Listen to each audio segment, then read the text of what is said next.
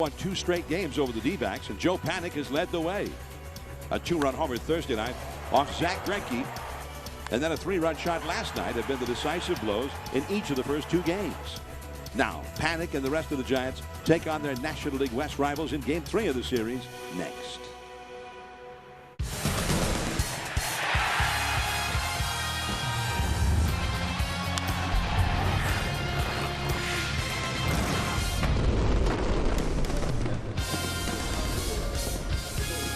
We're in the Sonoran Desert at Chase Field.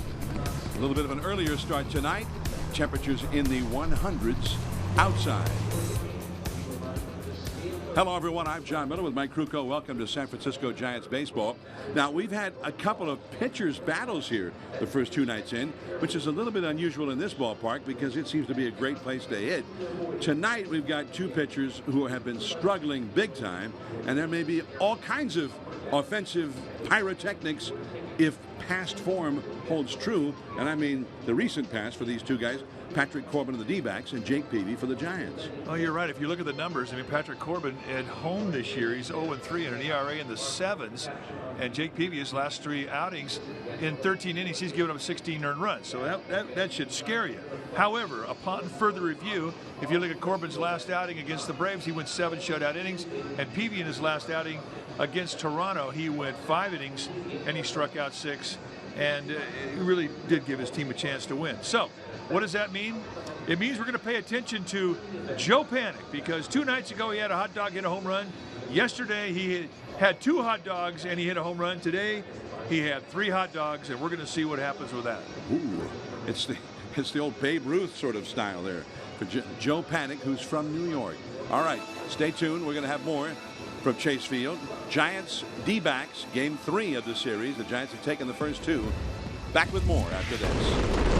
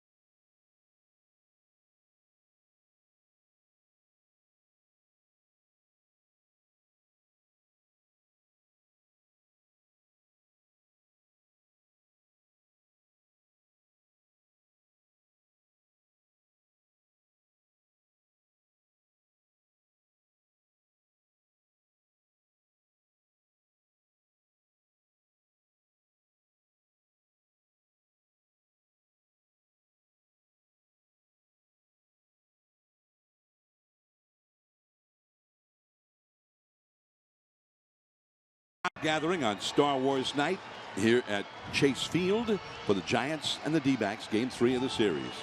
All right, time now for our key ingredients of the game. They're brought to you by Round Table Pizza. The new sausage and sweet pepper supreme pizza is available at participating locations, including online and mobile ordering. Round Table Pizza. Round Table, the last honest pizza. Number 1, Peavy, early confidence. He's coming out of a 3-start spell where he's been giving up a lot of hits. He needs to find confidence in all of his pitches. He needs to find early command.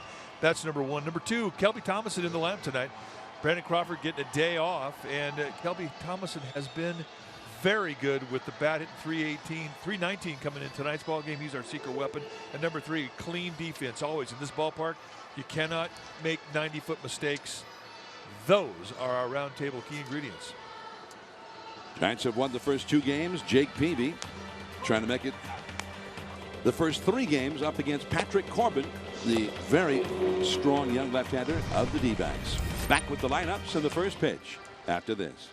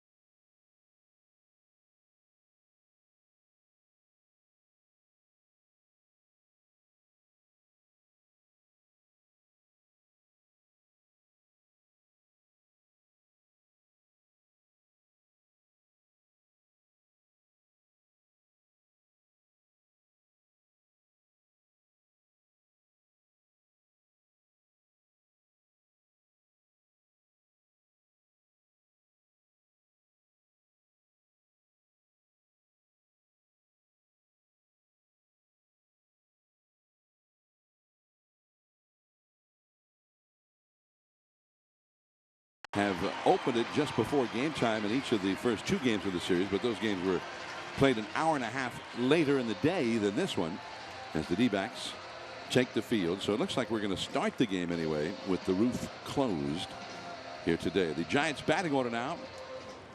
It'll be Denard Span leading it off in center field. The Giants lineup brought to you by Audi.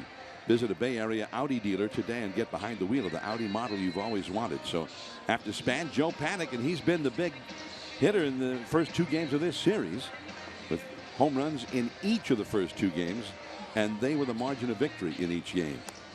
Matt Duffy third base, Buster Posey the catcher, Hunter Pence in right field, Brandon Belt over at first, Angel Pagan hits 7th in left field. Kelby Tomlinson, with Crawford being given a day off, is at shortstop, and Jake Peavy, the pitcher, is batting 9th. On the hill tonight for the Diamondbacks will be the left-hander Patrick Corbin. Corbin, 25 years old. He's 6'3", 207 pounds. And for Corbin, he is in his 4th year at the big league level. This is what he's done in 7 starts, 1-3 with a 4.12 ERA. 28 strikeouts against 12 walks and 43 2/3. And has not done well in this ballpark. This year, 0-3 at an ERA in the 7s. Against the Giants, a lifetime, 4-4 with a 3.41 ERA. How does he do it? He comes at you with a fastball that's low 90s. He will sink. He will cut it. He's also got a hard slider and a changeup. And he's just now starting to throw changeups to lefties. That has been a big plus to his repertoire of pitches. Coming off of 7 shutout innings in his last outing against Atlanta. Let's take a look at the defense playing behind Patrick Corbin tonight for Arizona. Starting in the outfield, it's going to be Weeks, Owings, and Drury. Good arms in left field and center field. Ahmed and Lamb on the left side of the infield, Segura and Goldschmidt on the right side, and Chris Herman, he'll be in the squad putting down the signs. So here's Denard Span to lead off for the Giants. He has a greeting from Herman, the catcher.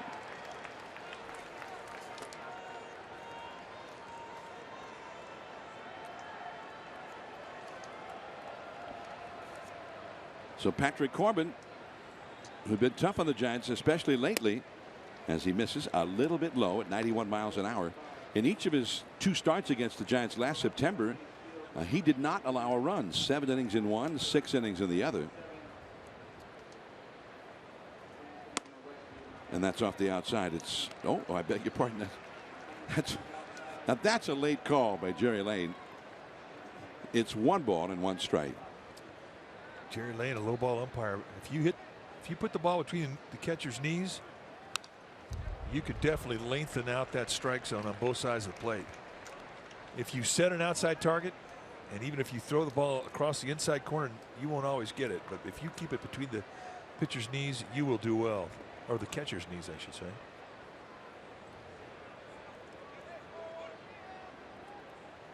A 100 degrees outside as this game begins. Indoors, that slider in the dirt outside. 2 balls, 2 strikes. Going back to July of last year, in a game where the Giants actually beat Madison Bumgarner, beat Corbin and the D-backs 2-1, but he did not allow a run in his last 2 innings of that game. So he has a 15-inning scoreless streak going against the Giants into this game tonight. That's a base hit into the gap, right center field. It's headed to the 413 marker. Owings going after the ball, takes a wrong way turn, and Span is going to get a triple at least. And he pulls up with the triple at third. That took a friendly bounce as Owings was hurrying after the ball. Let's take a look at the location of the pitch. Corbin tries to throw the ball on the outside part of the plate, leaves it middle in, and Span just drops the head on it. Now watch the break they get as it hits the little nook and cranny out there in right center. It kicks away from Owings. And with Span's speed, that's all he needed to get the stand-up triple. So he easily made it to third. And here comes Joe Panik. Now this ballpark, it's his home ballpark, but Patrick Corbin has suffered mightily in this park so far this year. He has a 7.23 earned run average. Now Diamondbacks are taking a look to see if Denard Span touched every base. We're good. Well, he got first.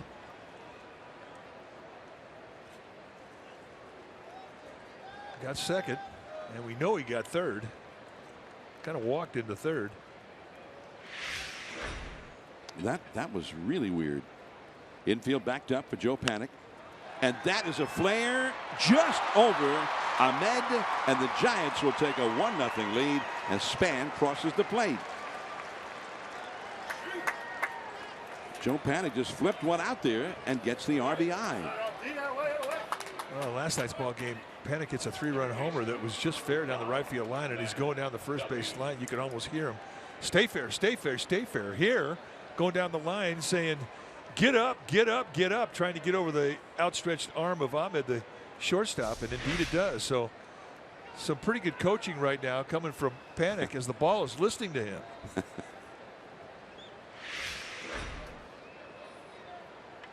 Here is Matt Duffy.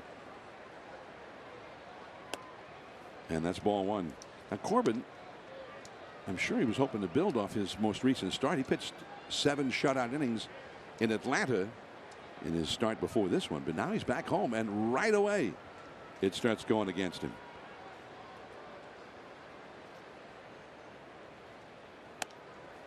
Well, and it really does start to get in your head. The longer you go without a win in your own home ballpark, I mean, you start to feel like you can't get a win there. You start thinking evil thoughts. The worst thing that's happened to him in this ballpark is the long ball. He's allowed 7 home runs in 18 2/3 innings, which is rather stunning. That's more than 1 home run every 3 innings pitched. And really, what's acceptable is 1 every 10 innings. I mean, that's, you know, if you're doing that, or 1 every 9 innings, I guess you could say. But when you start giving up 7 home runs in less than 20 innings, I mean, you're getting rocked. You see the splits on the road. He's been very, very good. 4 starts, an ERA of 1.80. At home, completely the opposite.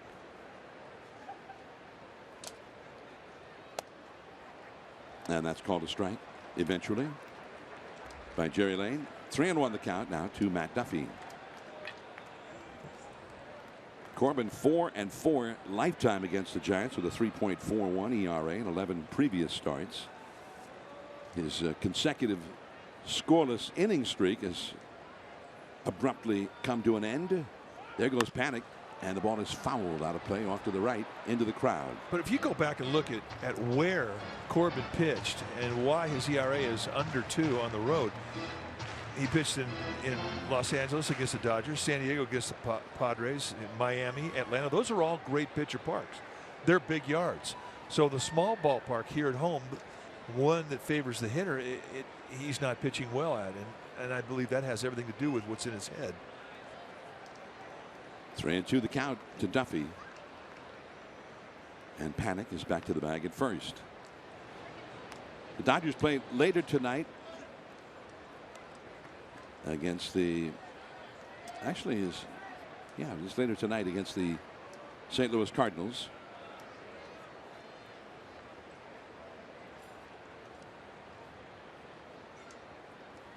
Three and two the count, and there goes Panic, and it's a fly ball to right.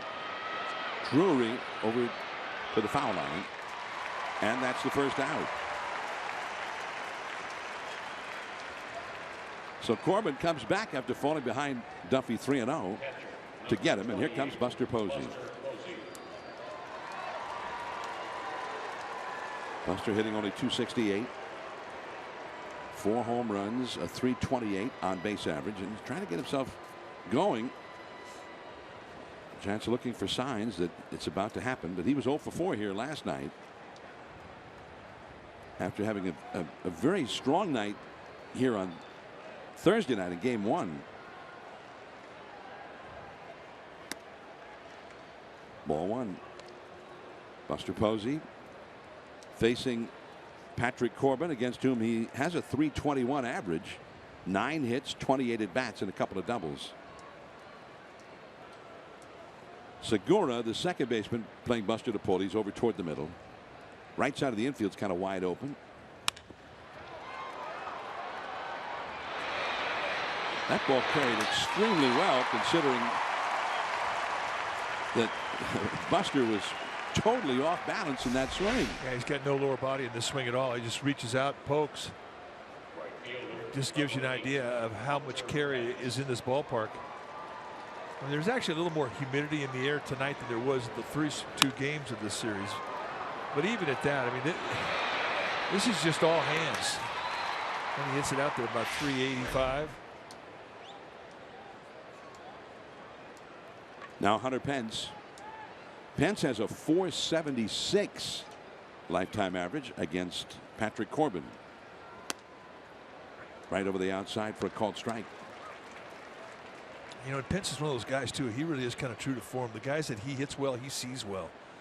And then there's other guys that he doesn't have much lifetime success, and he just doesn't seem to ever have a good night against those guys, simply because he doesn't see them. 3 home runs in 21 at bats against Corbin. And a pop-up. Foul ground. Goldschmidt. The Giants are retired, but they get a quick run on behalf of Jake Peavy. Peavy will head to the mound. The Giants ahead.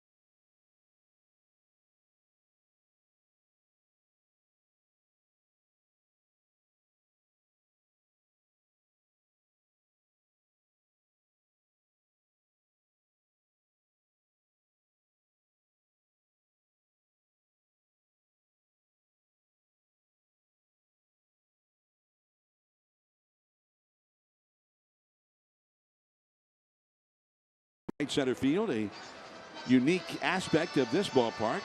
It's the only ballpark that really has a resort in the ballpark. The lineup for the D-backs: Gene Segura hitting .351 at second base, Jake Lamb at third, Paul Goldschmidt in a bad slump first base, Ricky Weeks is in left field is what I had him. Chris Herman is the catcher, Brandon Drury right field, Chris Owings in center, Nick Ahmed is the shortstop, and Patrick Corbin is the pitcher.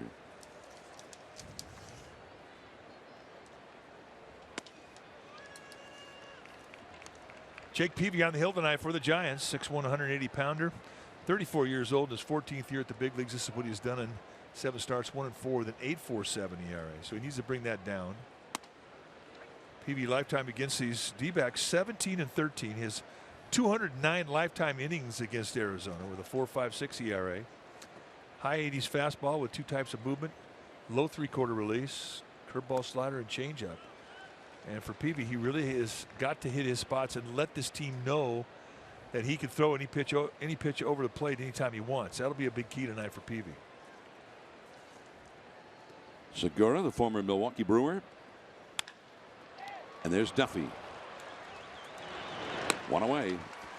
Wrong guy to hit it to so far this weekend. Duffy has just been superb out there. Let's take a look at this Giants defense behind Jake Peavy. It'll be Pagan, Span, and Pence. That's your outfield, the best arm in right field. Tomlinson, Duffy on the left side with Crawford getting a day off. Panic and Bell on the right side of the infield. And Buster Posey, he'll get a day off tomorrow, but tonight he'll be in the squad putting down the signs. Jake Lamb, 267 overall for the year, but much better than that against the Giants. It's a called strike. Giants have a hard time getting this guy out consistently. Hitting .391 against the Giants so far this year. And a check swing on that curveball in the dirt. 1 ball and 1 strike. He had 4 doubles, a triple, and a homer in the 4-game series in San Francisco, which Arizona swept. Second highest total in club history in a single series versus the Giants by any Arizona hitter. 2-1. And the guy who had more than that, Matt Williams, the third base coach, the former Giant. 3-1. Paul Goldschmidt is on deck. Very quiet inside here. And as usual, a bigger crowd here tonight, the night after they had the fireworks. D-backs fans don't really like fireworks. Well, that's what I'm going with. That they don't like them? So Lamb gets the walk with 1 out, and here comes Goldschmidt. Lamb, by the way, one of only 3 left-handed hitters in the Arizona lineup, including the pitcher, Patrick Corbin. Paul Goldschmidt, who is struggling big time. Certainly the Giants have never seen him struggle to this extent. Goldschmidt is 0 for 8 in the series with 1 walk. One of the premier sluggers in the league. And it's ball 1. And when they ask him about it, he says, I have no idea what I'm doing wrong. I don't feel it. I'm not feeling it yet. Doesn't have control of the bat head, not seeing the ball. I mean, all the things that happen to a hitter when he goes into a funk.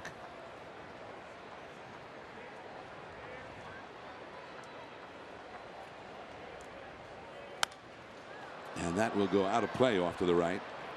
1 ball, 1 strike. Goldschmidt hit .321 last year with 33 homers and 110 RBIs. His OPS was over 1,000. Just one of the very best hitters. He's a slugger, but he's not just a slugger. He hits for average. He steals bases. Excellent defensive player at first base. But right now, it has been a real struggle for him. And they're anxious to see him get going. 1 ball, 1 strike. And that's off the inside. Well, if you're pitching against him, though, I mean, you're not thinking of him as a .225 hitter. I mean, he's got such great reputation in this game. You know, you have to pitch him carefully, make good pitches. You pitch him as if he's hitting 425. Well, and everybody knows he's going to come out of it sooner, probably, rather than later, at least at some point. 2-1. The runner goes. Peavy into that slide. There's the throw. He got it. Well, he's got that play down. I mean, that is not a normal play. It's something that it really is his style of covering the third base side on a bunt or a swinging bunt. But, you know, just to give you an idea of his athleticism, watch him slide into it and then get to his back leg quickly to get off a throw. I mean, he looks like Brandon Crawford digging the ball out of a hole on the left side of the infield. That's a great play. It brings up Ricky Weeks, the veteran, longtime second baseman of the Milwaukee Brewers. And Weeks has been used primarily as a pinch hitter by the D-backs. Tonight, Yasmani Tomas being given a night off, and Weeks is in there. He's had 4 hits and 8 career at-bats against Peavy. And that is a called strike with a curveball. He's also had 2 walks. So he's been on base 6 times in 10 plate appearances against Peavy.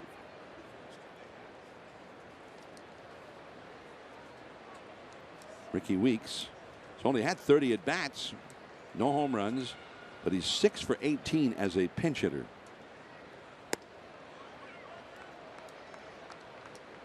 One ball, one strike to count to him. Giants ahead 1-0. The D-backs with a runner at second and 2 down. Weeks hitting cleanup. The left-handed hitting Chris Herman is on deck.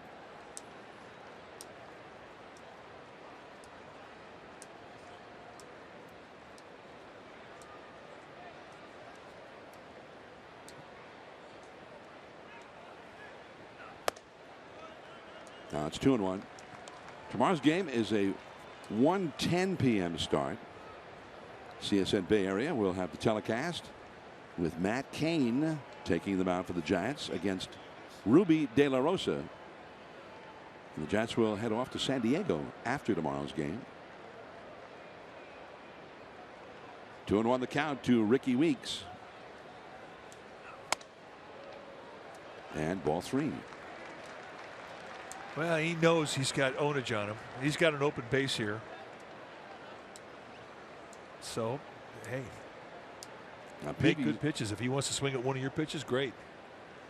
But don't just go out there and challenge him across the middle of the plate. You don't have to. This will be his 18th pitch of the inning. He's only thrown 6 in the strike zone thus far. Whoa. That one right over the head of Herman, who's on deck, and off the extension of the backstop. Otherwise, that would have gone right into the seats. Well, thank you, screen. Just right through the gloves. One of those things when you see the bat leave a guy's hands like that, you just start holding your breath. So the screen doing his job. Nice going. So it's 3-2 now to Ricky Weeks. Lamb, the runner at second. He struck him out. Nice first inning for Jake Peavy. No hits, 1 left. Brandon Belt, Angel Pagan coming up.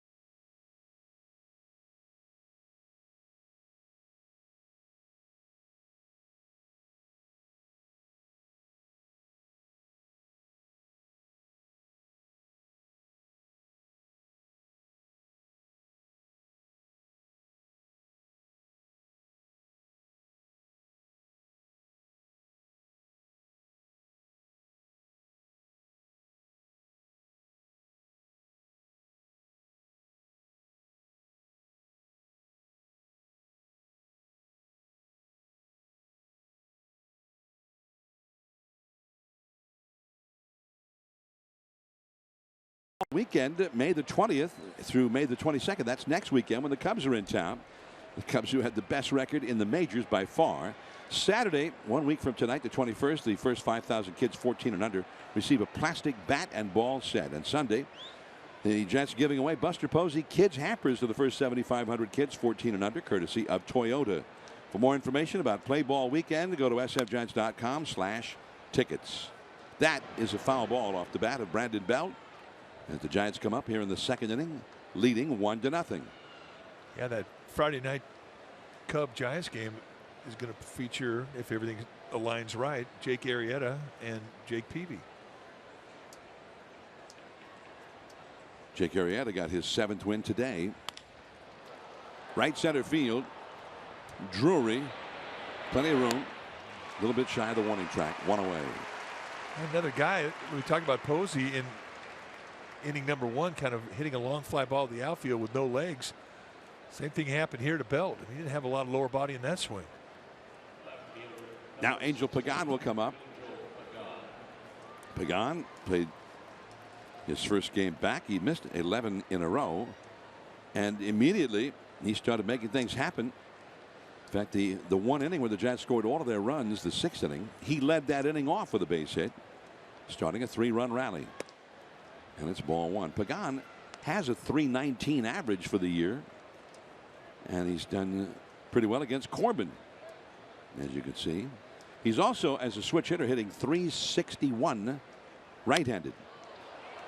Left field, just moving laterally toward the foul line. Weeks. Yeah, Pagan had the "I just missed it" look as he left the batter's box going down the first base line. They set up on the inside corner, kind of lays right out in the middle of the plate and has a location mistake. And watch the look on Pagan as he looks back to the bench. Oh, I just missed it. So 2 down, and Kelby Tomlinson will come up. Tomlinson hitting .319. And there's ball 1 from Corbin. Tomlinson got a stretch. We were talking about this before the game, Mike. He got a stretch of games when Joe Panik was out where he played every day for several days. Knocked out by Segura from his backside. And I don't know that it was going to be in time anyway, but he pulled Goldschmidt off the bag, and the fleet-footed Tomlinson is safe at first. Great effort by Segura. It really was. And Segura has a good arm. I mean, if he can get a glove on it, he can get out a pretty good throw. But with Kelby Tomlinson, I mean, he's got such great speed that, I mean, everything has to align right if you're going to get him on a play like that, because he's not going to give you any extra time. And I don't know if there's a quicker route to the ball in any player swing on this Giants team. That is just a compact swing. So now Jake Peavy, who's had 3 hits in 9 at bats and 3 runs batted in this year. Ball 1. Giants ahead 1-0 here in the second inning, facing Patrick Corbin. The leadoff man, Denard Span, is on deck.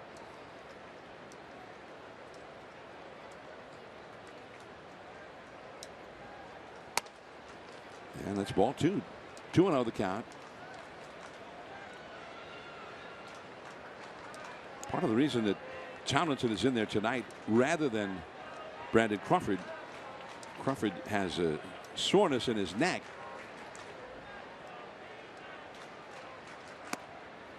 And he says not the kind of a thing that ordinarily would keep a guy out of the game. But Bochy's been very cognizant of the fact that Giants have hardly had any days off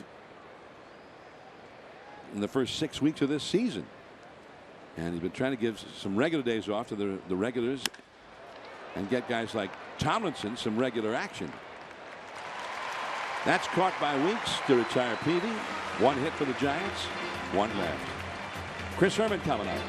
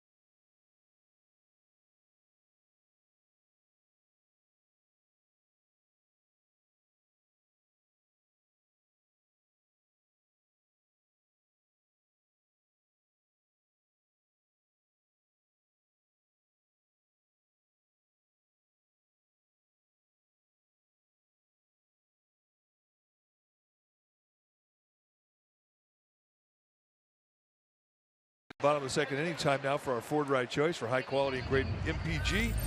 Ford is the right choice for California. And last night, Jeff Samardzija, was he electric?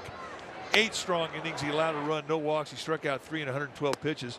And his strength all night long was the cut fastball and the sink fastball in the mid to high 90s. He was our Ford right choice. And it was always a good idea when they did hit the ball for him to have him hit it to Matt Duffy. They played as clean a defensive game as they've played behind anybody all year last night behind Samardzija. They were great. Chris Herman leads off. And there's ball 1 from Jake Peavy. Herman, the backup catcher. And he's had some pop. He's had 4 home runs in only 52 at bats. His slugging percentage is over 600 so far. That's called a strike. And a little break coming back on the outside. 1 ball, 1 strike. Bob Brenly said that his partner Steve Berthiaume calls this guy Babe Herman, America's backup catcher. Well, I thought that was pretty good. I'm not sure if America realizes it, but hey, soon they will. But, you know, backup catchers can last forever. I mean, they could play 15 years in the big leagues. Especially if they can hit left-handed. That's a ball too low. 2 balls, 2 strikes to count with Drury on deck. Then Owings against Jake Peavy. The Giants ahead 1-0. Babe Herman, America's backup catcher.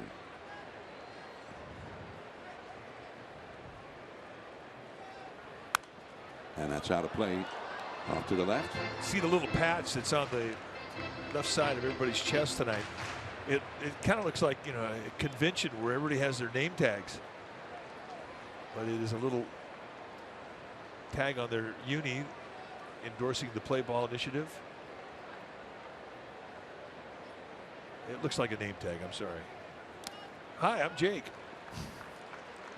Hi, I'm Babe Herman, America's backup catcher. 3-2. There he is. Playball.org if you want to read up on it, about trying to encourage kids to get out, get active. There's a foul ball on the play. The count is still 3-2. They had all the players wear these play ball T-shirts during batting practice and pregame warm-ups when they came out on the field. And on the back of the shirt it said baseball, softball, T-ball, wiffle ball, stick ball, punch ball. Playball.org. In other words, there's a lot of different games out there. And get the kids active and outside and doing something physically energizing. Yeah, there's a couple players right there. Our ball dude on the right side tonight, he's getting some action right now. Babe Herman is just missed. Boy, did Peavy want that one. Leadoff walk. At bat. Giants baseball is brought to you in part by Black Oak Casino Resort, celebrating its 15th anniversary with your chance to win up to $75,000 cash every Saturday night in May. For more info, visit blackoakcasino.com.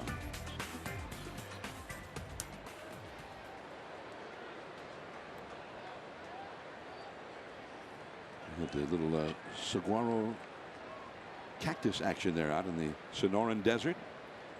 Brandon Drury, rookie. He's a third baseman in the minor leagues. He's been playing right field early on this season. Drury has the second best batting average of any rookie in the National League, .298, and he's tied for second in home runs among all National League rookies. He's hit 6. Now the Arizona Diamondbacks, I mean, they draft athletes, and it really pays off when they have injuries happen to their big club. And they lost A.J. Pollock, their starting all-star center fielder, right at the end of spring, a devastating blow to this club. They replaced him with Chris Owings, who was basically an infielder, and he's learning the center field position here at the big leagues. Now David Peralta, the right fielder, is having some health problems with his wrist. So what do? They put Brandon Drury, an infielder, out in right field. They don't hesitate to do it because they believe that these guys have that within their skills, and they And they're making them look good. I mean, Drury and Owings both look like they've played a lot of outfield, when in fact they haven't. Good athletes. Nobody out. Runner at first. 1 ball, 1 strike. The count to Drury. Off the glove. And too late.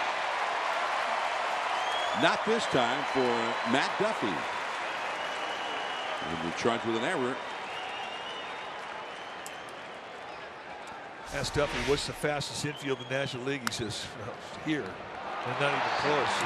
And at third base, he can really get on there. He is very upset at himself, thinking that he should have had that one. And if he could have had it, it probably would have been a chance to turn 2.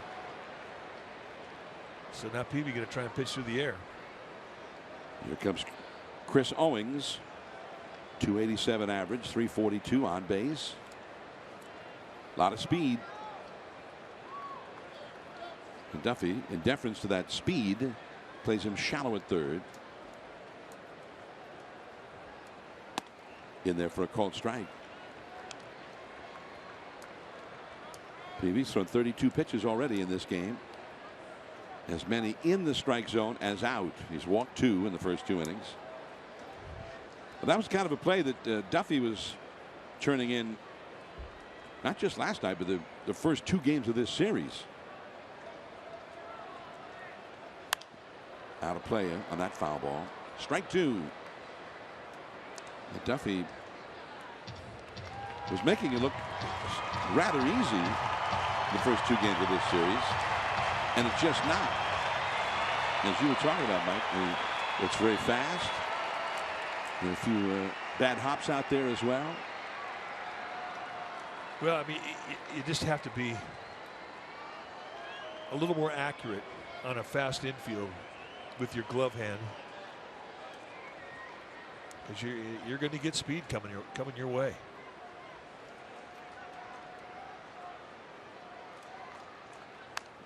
And that's back to the screen. 0-2 the count to Owings with Ahmed, the shortstop, on deck. Giants lead 1-0. Cubs won today over the Pirates 8-2 back of Jake Arrieta. The National League final from earlier. 18 wins in a row for Arrieta. He's got 7 of them this year. Of course, he won the Cy Young Award last year, and he was just unbeatable the second half of last season, and especially the last 2 months. That is fair. Herman will score, and a double for Owings. Drury stopping at third. Giants cannot figure out Chris Owings. Continues to torch Giants pitching.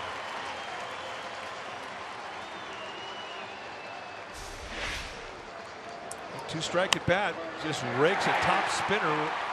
1 hops right by Matt Duffy. And a nice play here from Angel Pagan playing that care. I mean, it could have been a base hit that knocked in 2 runs had it not been for a nice defensive play from Pagan.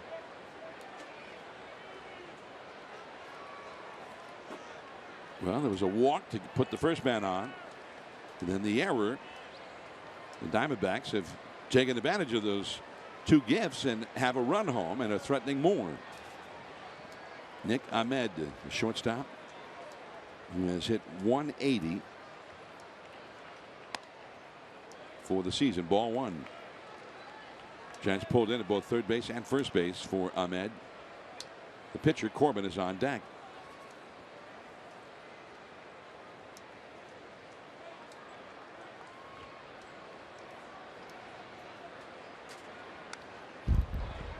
Good fastball, really got in tight on the hands of Ahmed. Ahmed's got some power, but it's mostly middle away power. He likes to get his arms extended. He's a tall infielder, and with long arms, he does have a hold on the inside corner right at the belt, and that's right where Peavy put it.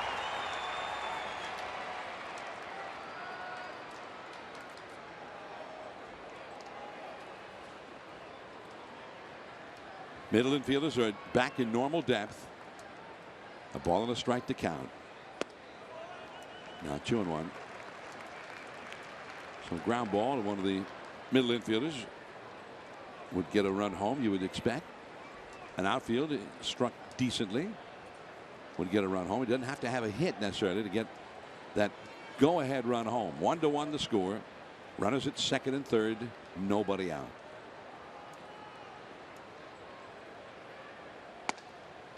That's called a strike on the outside. 2-2. Pitching for the strikeout. Runner at third. Nobody out.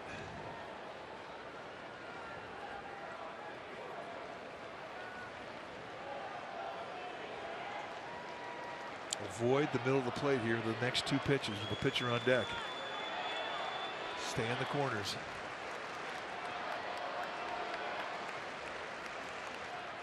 Struck him out.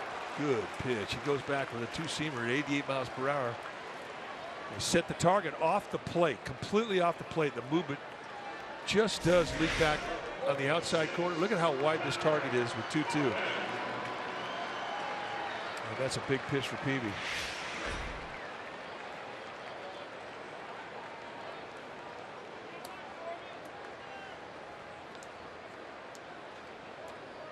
So now Corbin, who has had 5 hits and 17 at bats, including a double and a triple. So he's hitting .294. Giants are pulled in at the corners. Duffy at third, Belt at first. Called a strike on the inside. He's also an outstanding bunter. If Chip Hale, the skipper for the D-backs, entertains the idea of a safety squeeze. He's got good speed with Drury at third base and an excellent bunter at the plate, Corbin.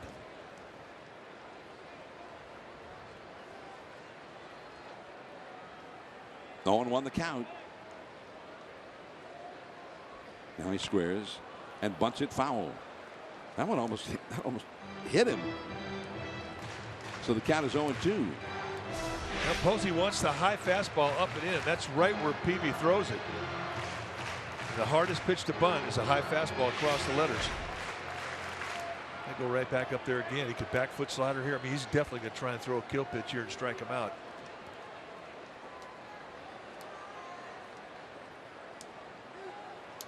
The run is in for the D-backs. They've tied the game. And they have Drury at third, Owings at second.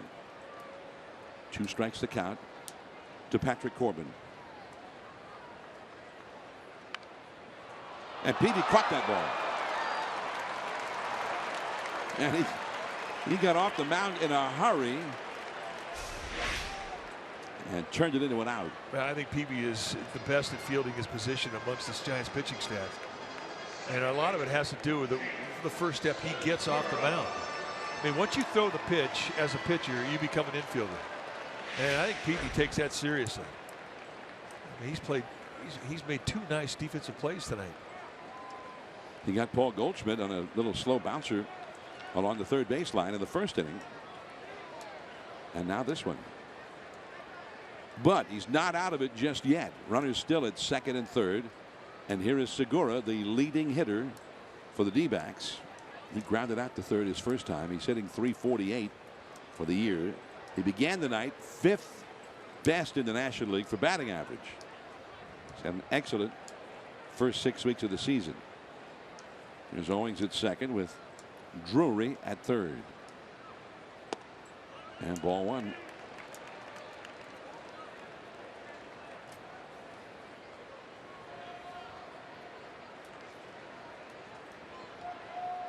Peavy trying to get out of a jam here, and it was a jam that was largely not of his making.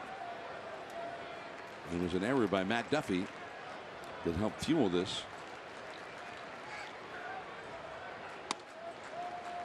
And it's just off the inside, 2-0.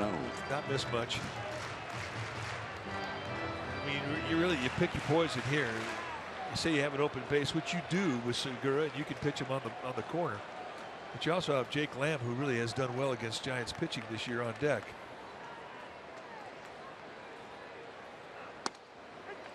That is called strike. I think he quick pitched him too. Segura's not ready to hit. You know, if you're a teammate of Johnny Cueto's, you have to pay attention to some of the things he does on the mound with his delivery that upsets the timing of hitters. It works so well, and why not try something like that? Especially in situations like this, even if it steals you one strike, it steals you something. Off of Peavy, right over to Belt. Belt to the bag. Inning over. And Peavy walks off the field under his own power. And he got out of that beautifully.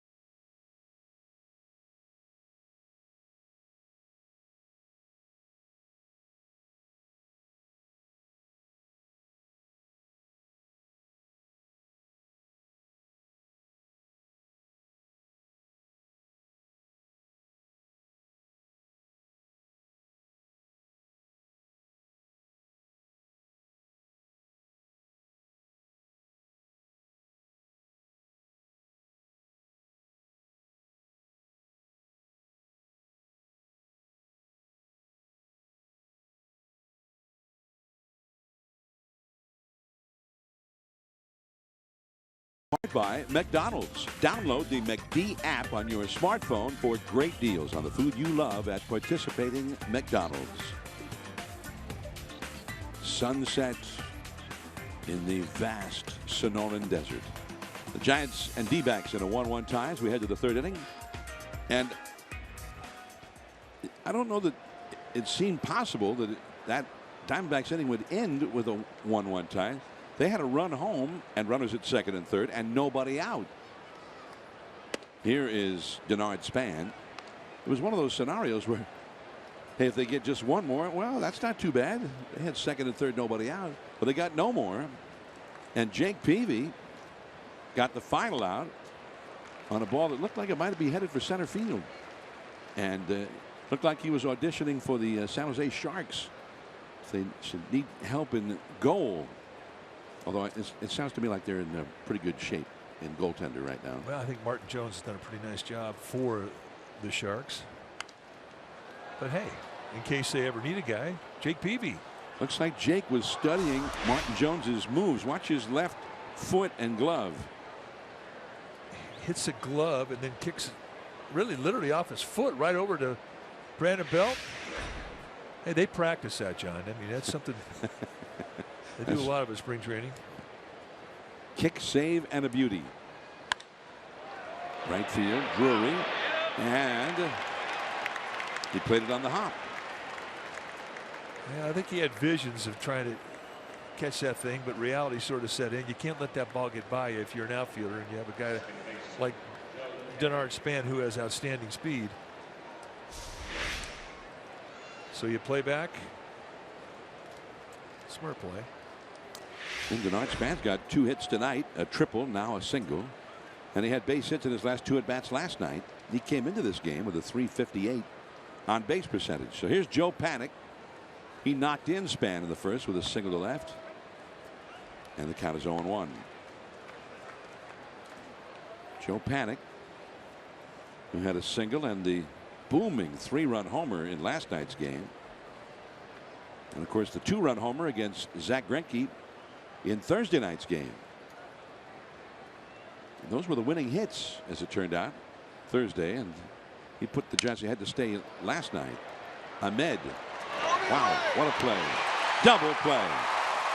Sensationally started by Nick Ahmed, and he is one of the best. Well, you've got two middle infielders here in Arizona that have very strong arms. Segura, a former shortstop, I mean, he's got great arm strength from the second base position. And you saw the sling that he got over to Paul Goldschmidt. I mean, it doesn't give him much time. You have to have above average speed. You're going to bait that back end out. Nice play, Ahmed. And Segura, of course, was a shortstop with the Milwaukee Brewers. He was their everyday shortstop. So we got two shortstops playing the middle infield here. And there's ball one to Matt Duffy. Nice feed, and watch the whip. That is just a cannon from second base position. Duffy hit a fly ball to right his first time. 2-0.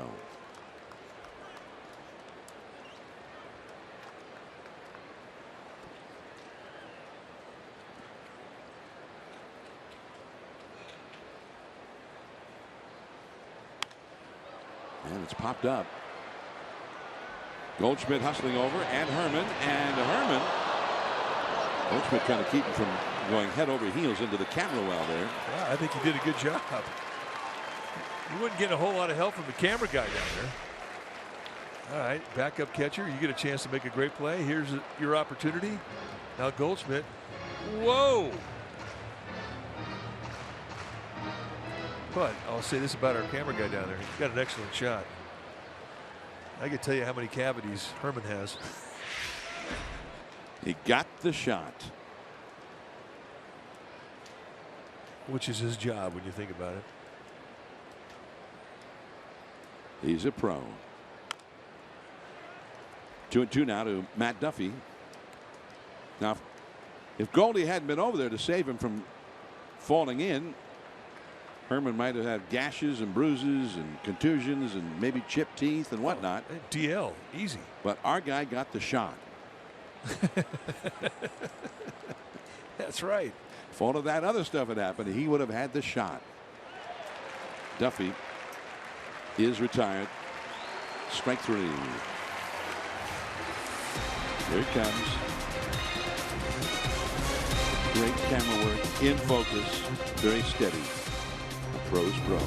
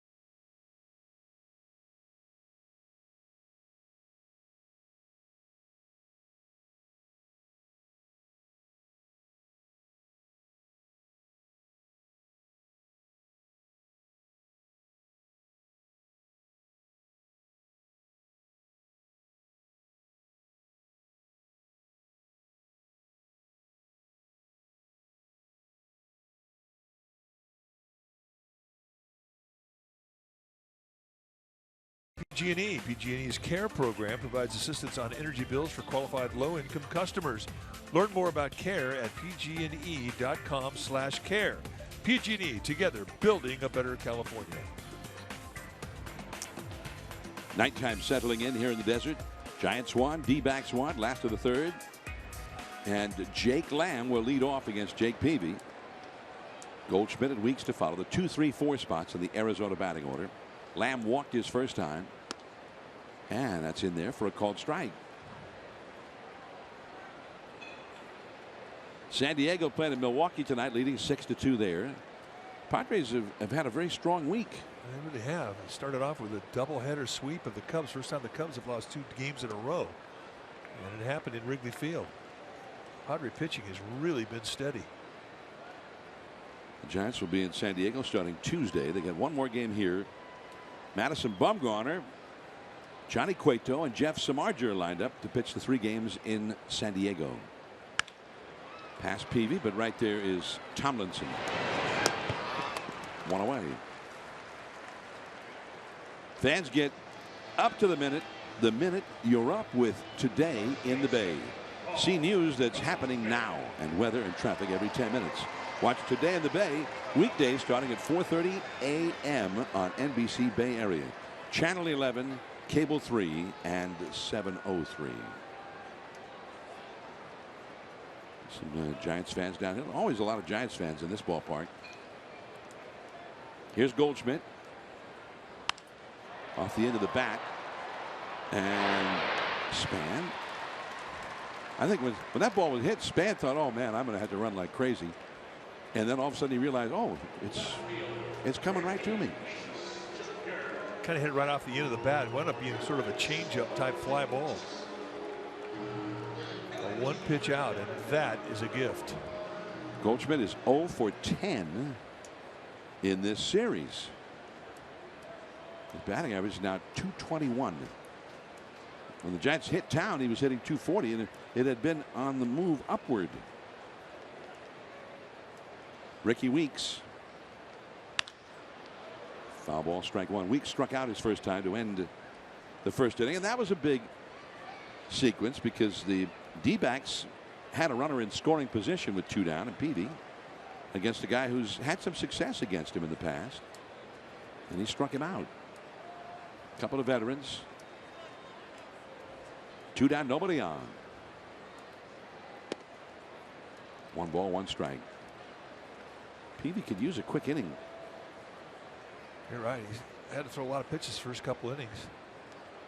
Should have 45 pitches at the end of 3 innings, and he's at 53. Gives you an idea of how far over he is.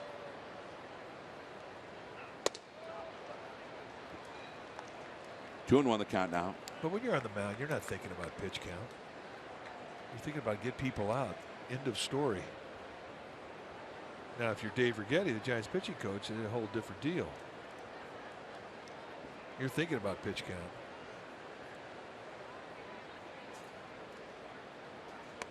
Ooh, beauty. 2 and 2. You also have it in your mind, if you're the pitching coach, as to how many pitches you think your starter has in his arm that night. And then you set up in your mind what you think you're going to need from your bullpen. For every game he would has 1 pitch thrown, the pitching coach and the manager, they sort of piece together what they think is going to be a puzzle. Strike 3 called, and Ricky Weeks thought it was off the outside. He's unhappy with Jerry Lane. 3 up and 3 down inning. It was a quick inning for Jake Peavy. Buster Posey, Hunter Pence coming up.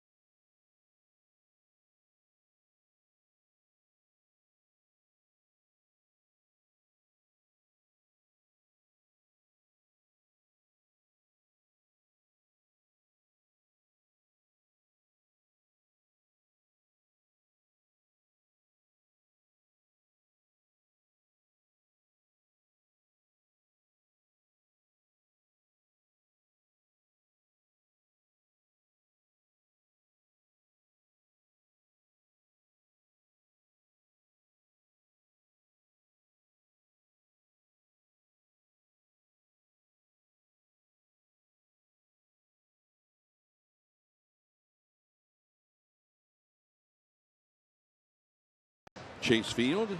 Giants and D-backs in a 1-1 tie as we go to the 4th inning. Earlier today, before the game, the Kansas City Royals sent one of their executives, Kyle Vina, the director of baseball administration, here to present Johnny Cueto with his Royals World Series ring.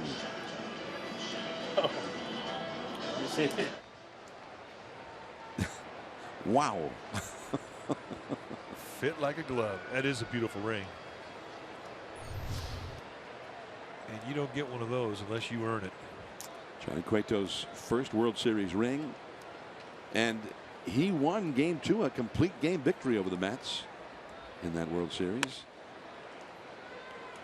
0-1 the count to Buster Posey. Johnny Cueto now a Giant.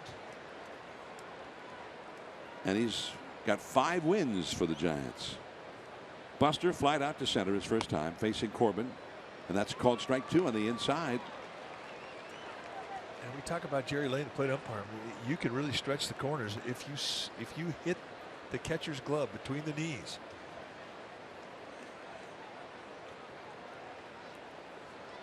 Going in again. In the dirt this time. 1 ball, 2 strikes.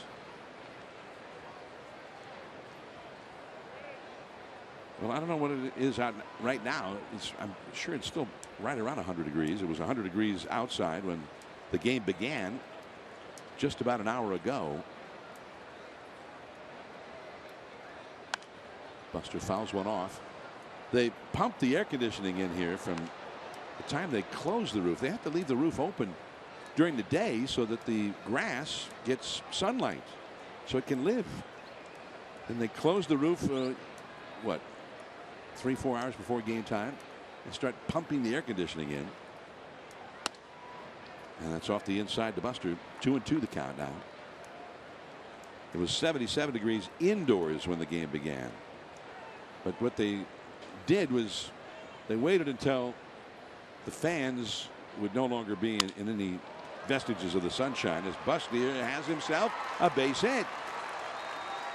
Buster Posey with a single into left center as the roof is almost open but not quite. Buster with his first hit of the game. Again, though, watch the reach. He just doesn't have his lower body in sync with his upper body right now. You get a guy with power to reach like that, you basically made a good pitch. He had a similar swing that ended his at bat in the first inning when he flew out to center field. No lower body in it. Hunter Pence fouled out to first his first time. 1 ball and no strikes. They did not open the panels out there in the outfield. There's a little more wind blowing today than there was. It was almost like no wind at all last night. Usually they open the panels when they open the roof. Left center field. Ricky Weeks looks up. Goodbye. A 2-run homer for Hunter Pence. And the Giants have a 3-1 lead.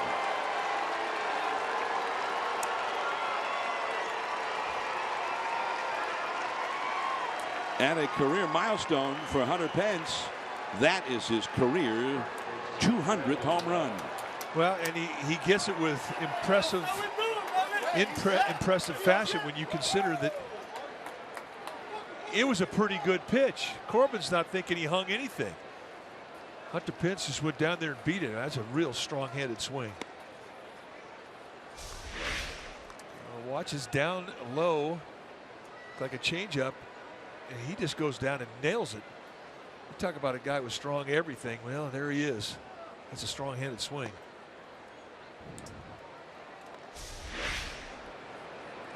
And a look from high home.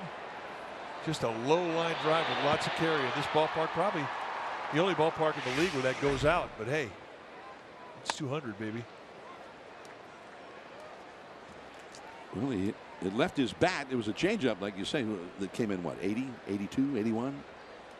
And it left his bat at 100 miles an hour. And he defeated the defense. Ahmed moved well over toward the middle instead of staying at shortstop. And Brandon Belt hit that one right to shortstop. All right, time now for Toyota by the numbers. We look at the on-base percentage leaders this season in the major leagues. Bryce Harper, Dexter Fowler, Odubel Herrera, Daniel Murphy, and then Brandon Belt. He's in the top 5 with a .442 on-base percentage. Toyota by the numbers. It's Toyota time, the best time for deals on the best built cars and trucks on the road. For big savings on legendary Toyota quality, take a test drive today. Toyota, let's go places. Here's Angel Pagan, who flied out to left his first time.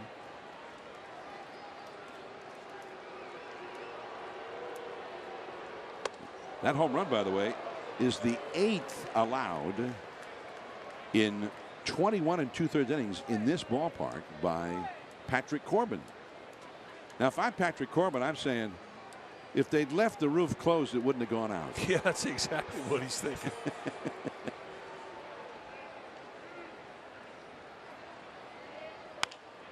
Caught in third by Lamb. Belt scurries back to first. 3 hits in a row, and all of a sudden Pagan comes up, hits a bullet, and he gets caught. And right now, Corbin's not fooling anybody this time through the lineup. Here comes Kelby Tomlinson. By the way, Hunter Pence's home run, not so surprising that he would hit his 200th here. It's perhaps only fitting. He's hit 11 home runs in this ballpark in 45 games at Chase Field. 1 every 4 games. Called a strike to Tomlinson, who got an infield hit his first time.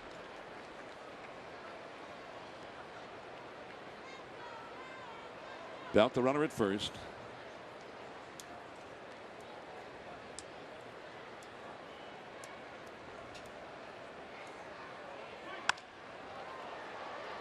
Here's Drury.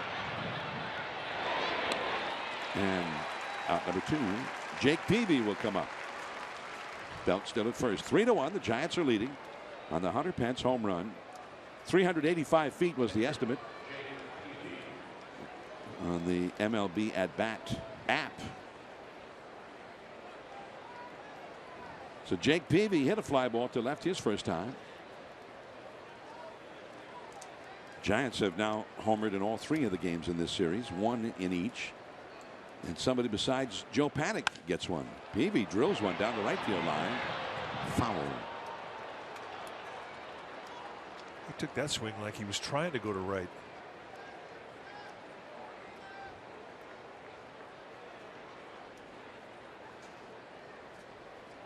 McGill University, that's from Montreal. That's the Harvard of Canada. McGill? Yeah. I'm impressed you know that. Oh, everybody knows that. Except me, apparently. And the count is 0-2. You remember Dennis Howell? Yes, NHL player? And he spent time with the Sharks, I think as a broadcaster. He played at McGill after his NHL career was over. He went back to get a degree, and he played in their team.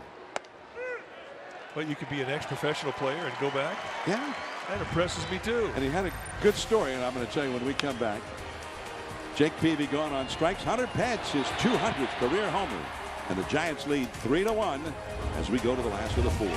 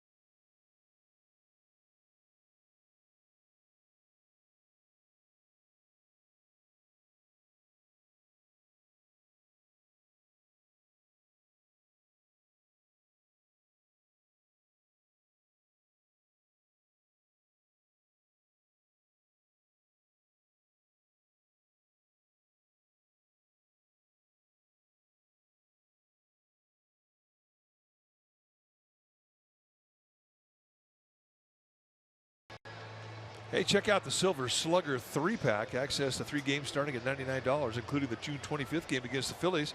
And we're giving away Madison Bumgarner Silver Slugger bobbleheads for the first 40,000 fans, courtesy of Chevron.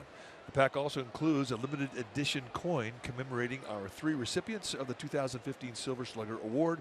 Go to 3-pack, visit sfgiants.com mini packs, and get a ticket. Here's Chris Herman to lead off. The Giants ahead now 3-1. First ball swinging out of the left center field. A lot of room out there, and Span one away. 1 pitch out. Now that's the spot where the ball ended up on Hunter Pence's home run. That guy right there in the second row. And I think negotiations will soon be underway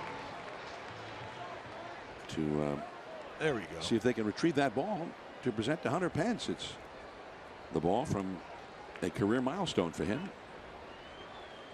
Here's Brandon Drury, the rookie right fielder, and a called strike. Well, it's definitely a ball you want. It hits a milestone. Milestones look good on in your trophy case back home. Some guys really are collectors. They want all that stuff. Other guys could care less. 1 ball, 1 strike to count to Drury with Chris Owings on deck.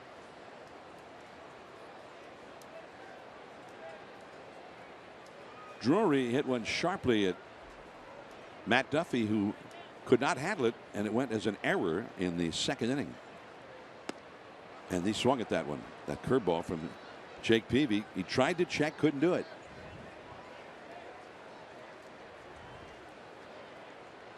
Well, soft stuff away, sets up hard stuff inside.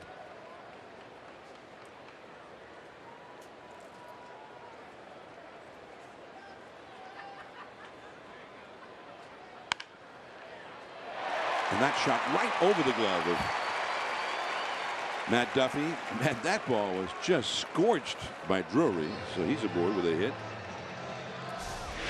Well, right now, Duffy hasn't seen anything normal. It's a little bit of a hang on the slider, trying to go inside with it, front door style. And just a top spin, 1-hop bullet. And it's just a do or die play if you're Matt Duffy.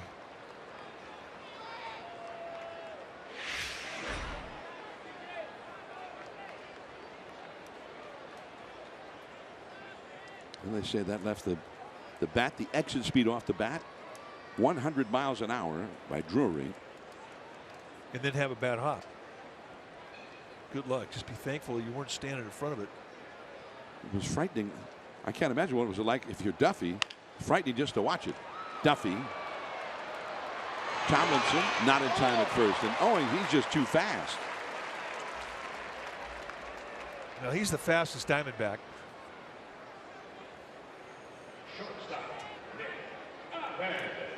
And I mean, if you're going to get him, he's got to hit a ball like Brandon Drury hit.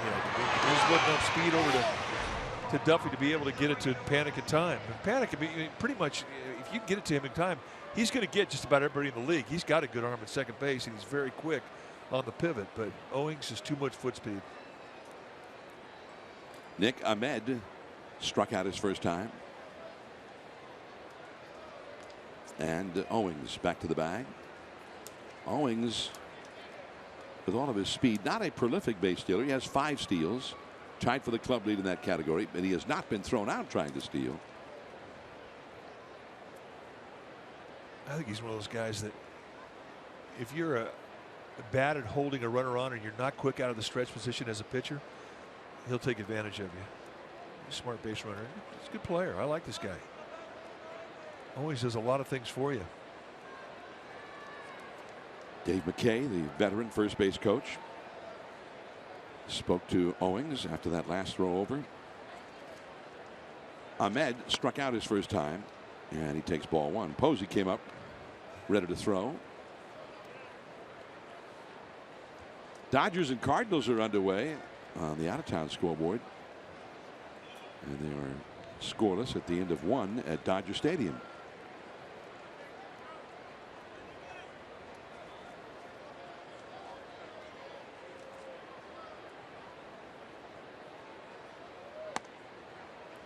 A little bit off the outside, 2-0.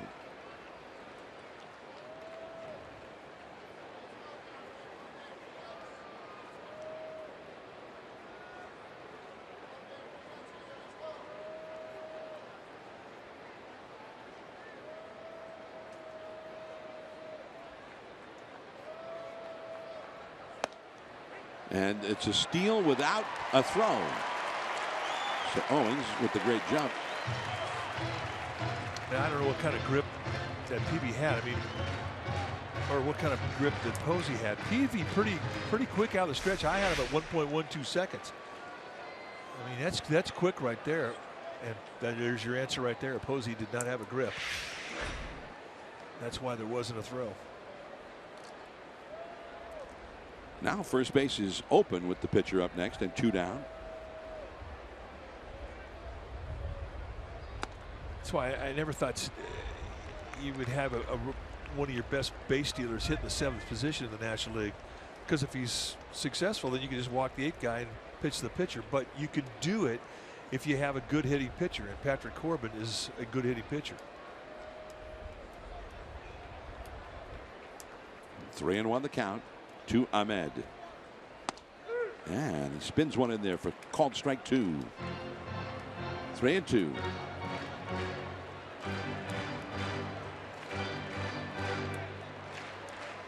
In that game in LA, by the way, it's Carlos Martinez, who's had an excellent year for the Cardinals, against Scott Kazmir. No score after 1 there. Giants leading here 3-1 in the last of the 4th inning. Hunter Pence 2-run homer in the first half of this inning gave the Giants the lead.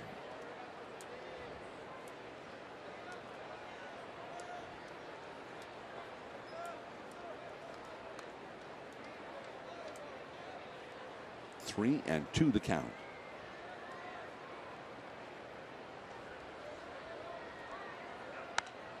And a foul backing out of play. Still 3-2. Colorado leading the Mets 7-1 at Coors Field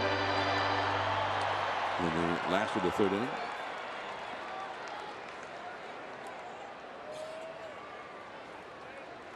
Rockies beat Matt Harvey last night. And tonight Logan Verrett, and they're just clobbering him. 7 runs, and they're still in the 3rd inning in that game. Struck him out. Jake Peavy comes back to get Ahmed. Owings is stranded at 2nd, and the pitcher Corbin will lead off the next inning. Denard Span, the top of the order, coming up for the Giants.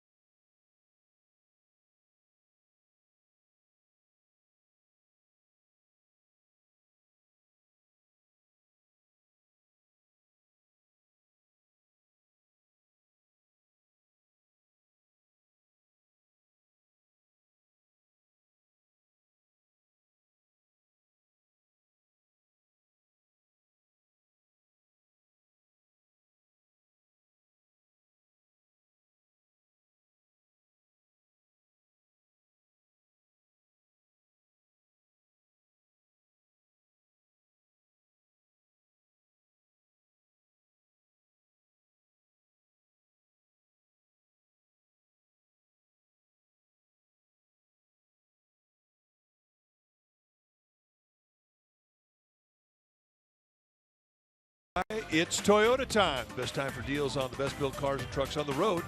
For big savings on legendary Toyota quality, take a test drive today. Toyota, let's go places. Top of the order coming up for the Giants. Denard Span, who has hit a triple to lead off the game, and he scored a run moments later on a single by Panic. He led off the third inning with a single, so he's 2 for 2 in this game. And now he leads off in the fifth against Patrick Corbin. And there's ball one. Yeah, he's had 2 hits in every game this series, and he's been on everything. Even the at-bats where he hasn't had a hit, he's had good swings. He has started to get the bat going here. That's for sure.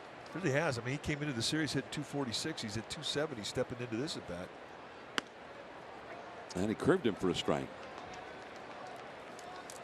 He was 2 for 4 last night and 2 for 5 here Thursday night. 6 for 11 in the series. And that breaking ball down and away. 2-1 now. But Span is a 7-year veteran. I mean, you know what you're going to get with him. He's a lifetime 287 hitter. And, you know, if he starts out slow in April and May, by the time he gets to September, he's going to be right around 287. And what's more, his on base percentage has always been excellent. Last year, 365, even though it was a season that was truncated because of injury problems. Did he swing? An appeal? No.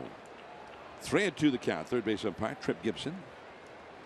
Denard Span a 352 career on base percentage, and it's much better right now with the Giants. 3-2. And he is 3 for 3. And that'll bring up Joe Paddock. All right, time now for our BMW drive, and it has everything to do with Joe Paddock. And Thursday, game 1 of the series, hits a 2-run shot off Greinke.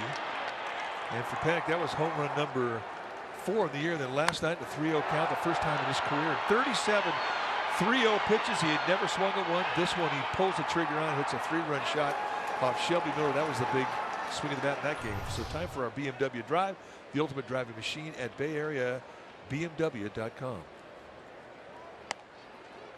That ball last night left his bat at 107 miles per hour. 0-1 the count to Paddock. He flipped a little single just over the reach of Nick Ahmed into left field back in the first inning to knock in Span. Grounded into a double play his second time. A ball and a strike now. Matt Duffy is on deck. Giants have 8 hits in this game already. We're only in the 5th inning, and they lead 3-1. 8 hits, including a triple by Span in the first and a 2-run homer by Hunter Pence in the 4th.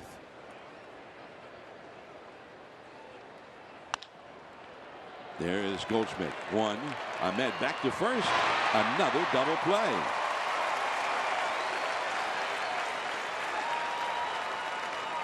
Well, if you're going to be a Gold Glove winner, I mean, you obviously have good hands, but good feet set up good hands. And if you watch Goldschmidt on this play, comes off, gets set, just very quick footwork to get in position to make a good accurate throw to second base. And then the return throw comes back. Well, watch his lower body. That's just great feet. Bends his knees, takes the play, and then very quickly into a hop step straight towards second base. Strike 1 to Matt Duffy, who has flied out to right and struck out. That's 7 double plays that the Giants have hit in the last game and a half. 5 in last night's game. I'm not a big fan of the double play. I got to be honest with you. You know, I never even used to think about it that much, but now I have dreams about it. I wake up in a cold sweat in the middle of the night. Giants are leading the league in double plays, I think. They've now grounded into 41. This is their 39th game. Oh yeah, it's not even close. That's too many. I'm going to file a formal complaint. 3-1 the count to Duffy. If he can get aboard, Buster Posey will come up.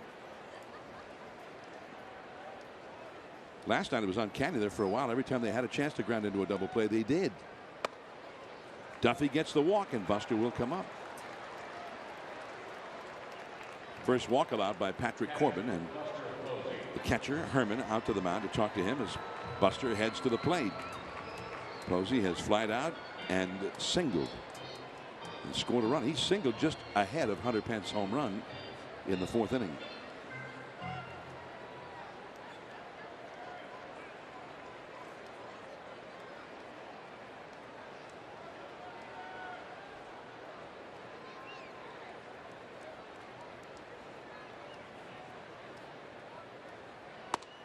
Ball 1. Pence now, after that home run, has a career record of 11 hits in 23 at bats against Corbin, and in those 23 at bats, 4 home runs and 3 doubles and a triple. That's Hunter Pence if Buster can get aboard here and keep the inning going. There's that snap throw after he stepped off the slab, and Duffy had to, in a panic, dive back in. That's the one thing about a snap throw. You're not going to be able to really fire a real fast throw to first base. If he had a quicker throw, he'd have got him. That's in for a strike to Buster. 1-1 the count. Buster has had 10 hits in 30 at bats. He's got a .333 lifetime average against Corbin, but without all of the power, he's not hit a home run against him.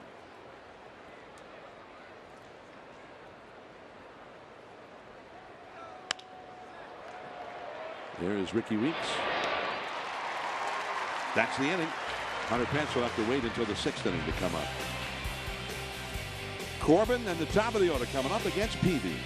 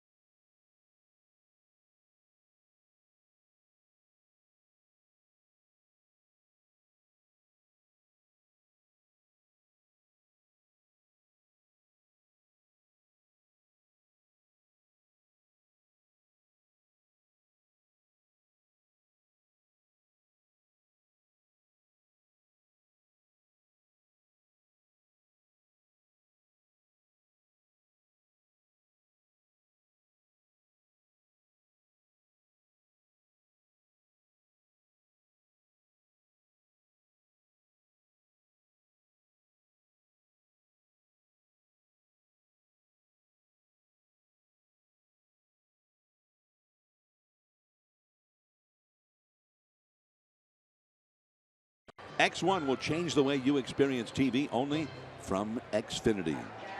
The Giants A-ball team in the California League, San Jose, C.J. Hinojosa, a shortstop. He's got the best on-base percentage in the California League, the 2nd best batting average.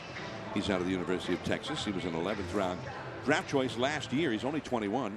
Then Chris Shaw's the first baseman, huge. He's 6 feet 4 inches tall, out of Boston College. He was the Giants' 1st round draft choice. He's got the 6th best slugging percentage in the league. So file those names away to remember. C.J. Hinojosa, a shortstop, and Chris Shaw, a first baseman for San Jose.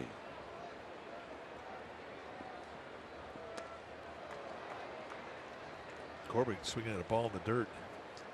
0-2 to Corbin.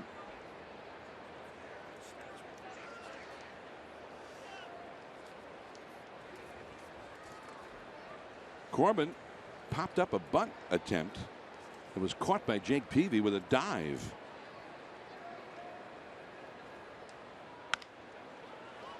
Here is Joe Panic. One away.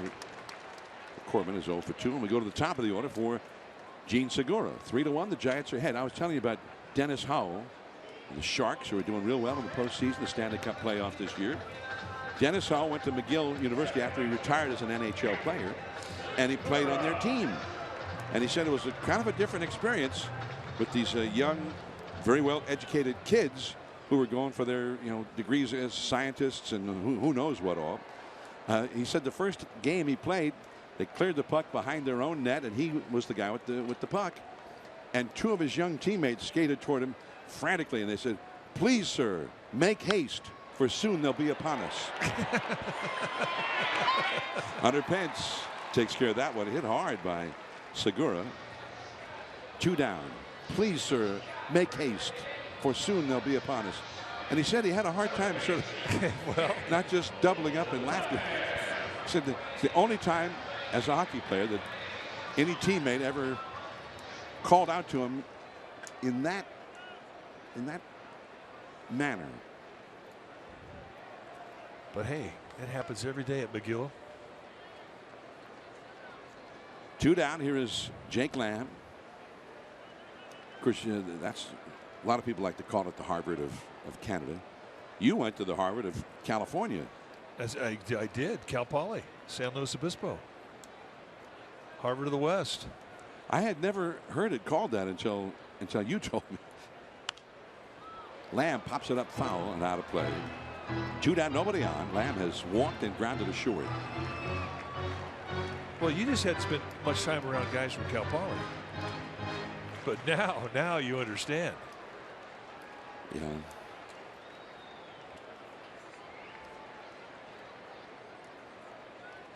It's a very sort of quiet reputation they have as the Harvard of the West. Here's a ball too low, 2-1. Jake Peavy is putting together a very strong game here in Arizona. Paul Goldschmidt on deck. And, well, he got the call on that one on the inside. 2-2. I was saying this for years about Cal Poly being the Harvard of the West. One day a guy came to me and goes, "I have a golf shirt for you." And he gave me a golf shirt, and the logo said, "Harvard, the Cal Poly of the East." I was like, all right. Well, there was Tomlinson playing him right up the middle, perfectly placed, and that's a 3-up and 3-down inning. Jake Peavy threw only 9 pitches in the inning.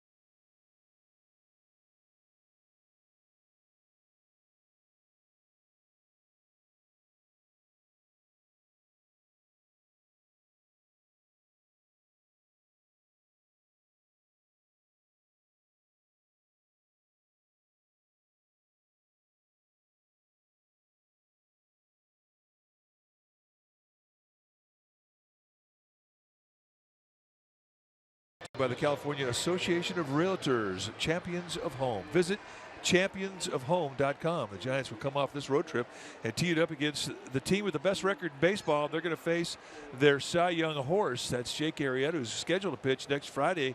And then it'll be John Lester, John Lackey. So you'll see the best three pitchers the Cubs have over the weekend in San Francisco. Hunter Pence, who hit a line drive home run his last time over the left field wall. There's the guy who caught it. Does he still have it, or did he give it up? Lamb, he got him by a step. So Pence is promptly retired. He's 1 for 3 in this game, but his one he hit was a big one, the 2-run homer, by which the Giants still lead the game right now, 3-1 as we play the 6th. Brandon Belt will come up now.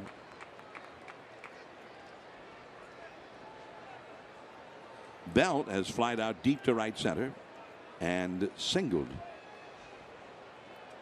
And they play him to pull again. Off the left field line, foul. He hit one right, and he hit it very hard. Right to straight up shortstop, but Ahmed is playing well over toward the middle. So there he is again. Playing him to pull, and everybody plays Belt on the infield. They play him to pull. The outfield plays him the other way. A little bit below the knees. 1 ball, 1 strike. Yeah, Corbin wanted that one.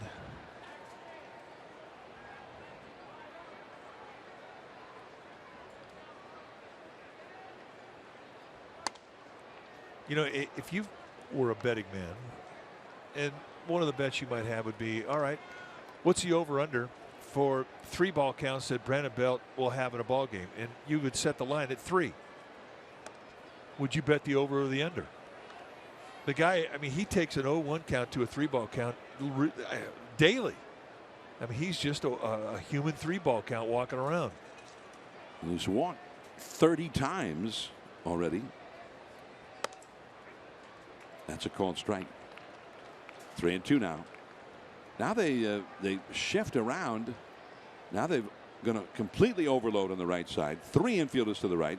Jake Lamb, the third baseman, moves over into the second base position. And Ahmed is now straight up and short.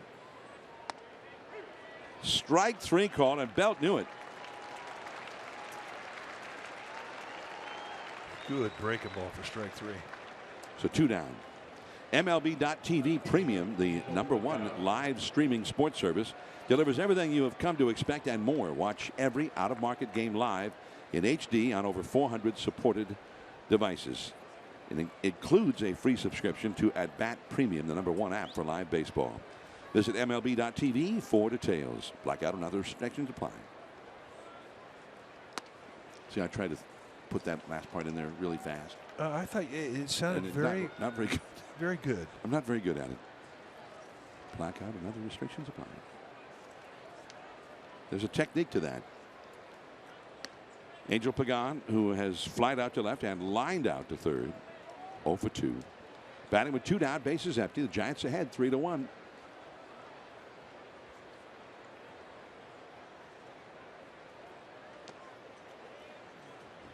Two and 1 now to Pagan. Giants bullpenners are doing some stretching now.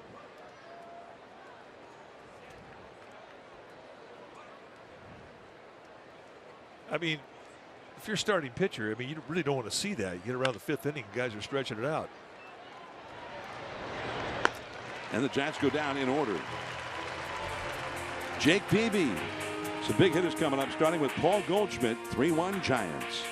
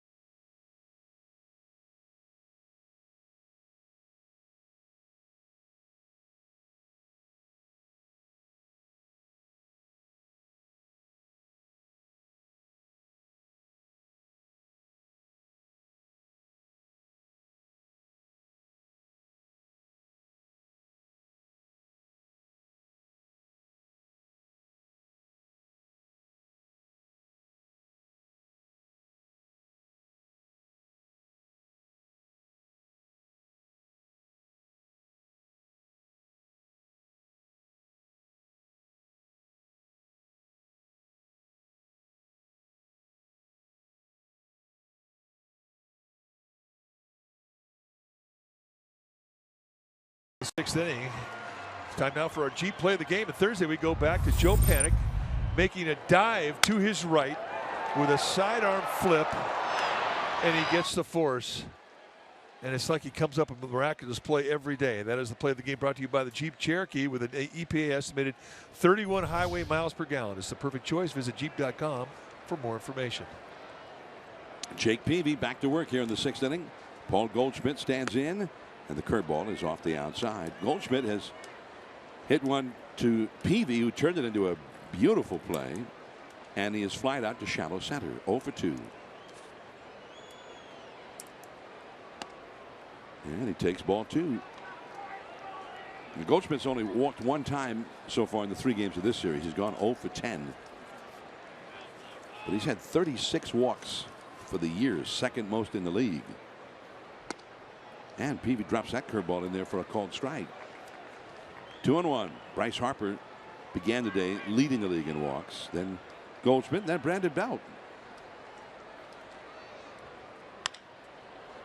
Duffy.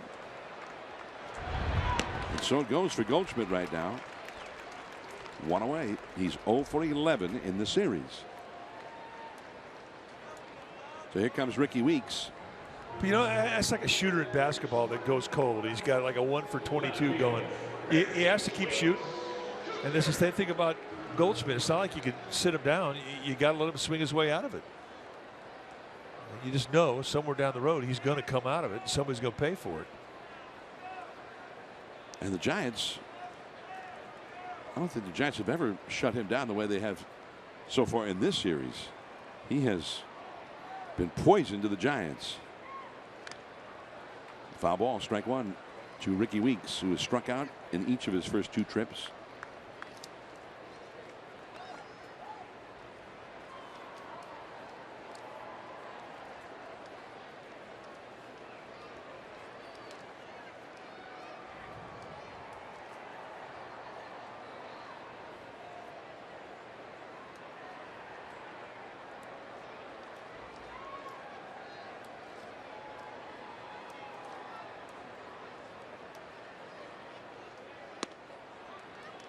Nope. 1 ball, 1 strike. I'm just looking back, Mike, back in April when Arizona came to San Francisco and swept a 4-game series. The Giants, I think, felt like they did pretty well with Goldschmidt in that series. He had 5 hits and 15 at bats. He walked 3 times. He got hit by a pitch. He had a sacrifice fly. That's the kind of series where the Giants feel like they did pretty well. Span on the run. No. 1 hop up against the wall. And Ricky Weeks has a double. What we were talking about, the swing of the bat that Hunter Pence had, the 2-run homer back in the 4th, about a strong set of hands. Well, here's another guy. I mean, you know, he just doesn't overswing. High hanging slider, just lets the ball travel, get deep, and then just throws the head. One of the stronger guys on this Diamondback team. This swing of the bat is a testimony to his hand strength. That's the big part of the yard. 407 to straightaway center, 413 to deep left center and deep right center. And the center field wall is 25 feet high. Here's Chris Herman, the catcher. He has walked and scored a run and flied out to left center. And a foul that will go out of play.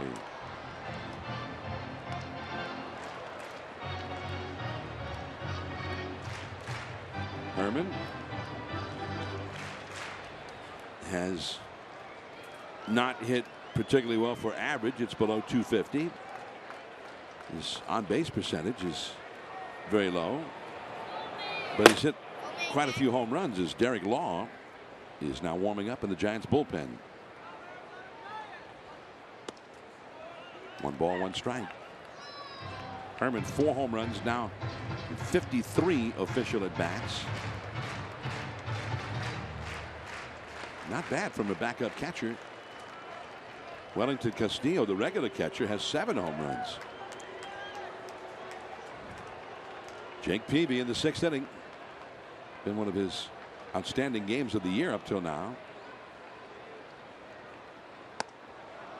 And it's 1-2.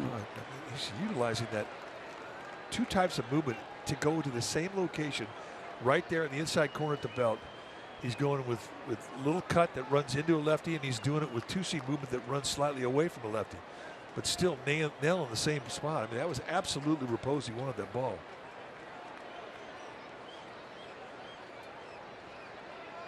Brandon Drury, a right-handed hitter, the rookie, is on deck.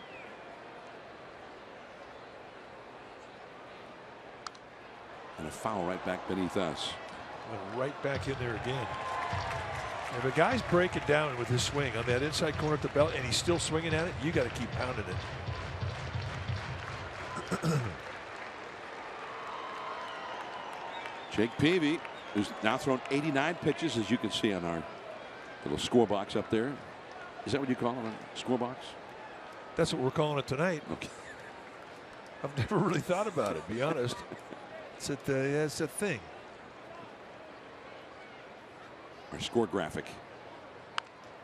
Just got a piece of that one. So Herman hanging tough here against Jake Peavy.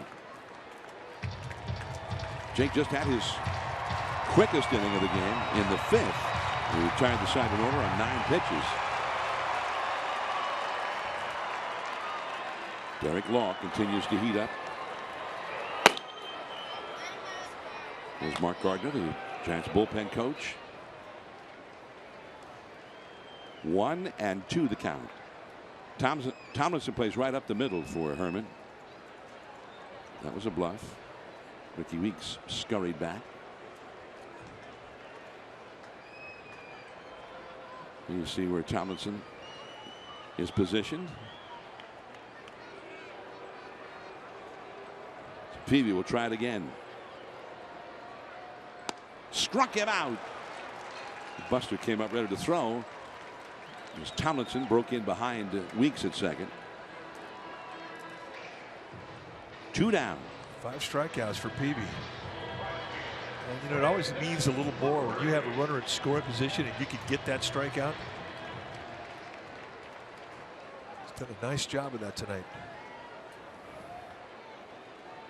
The D-backs have now had 1 hit in 6 at-bats as a team with runners in scoring position.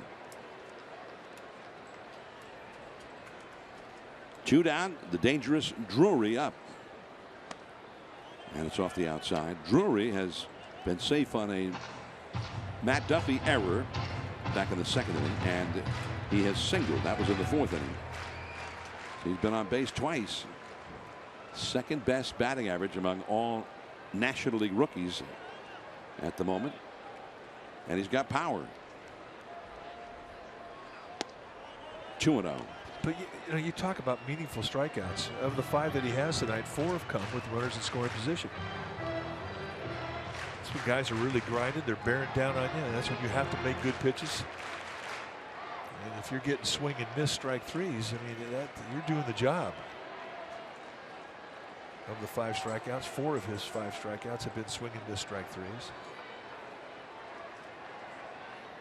2-0 the count to Drury with Weeks at second.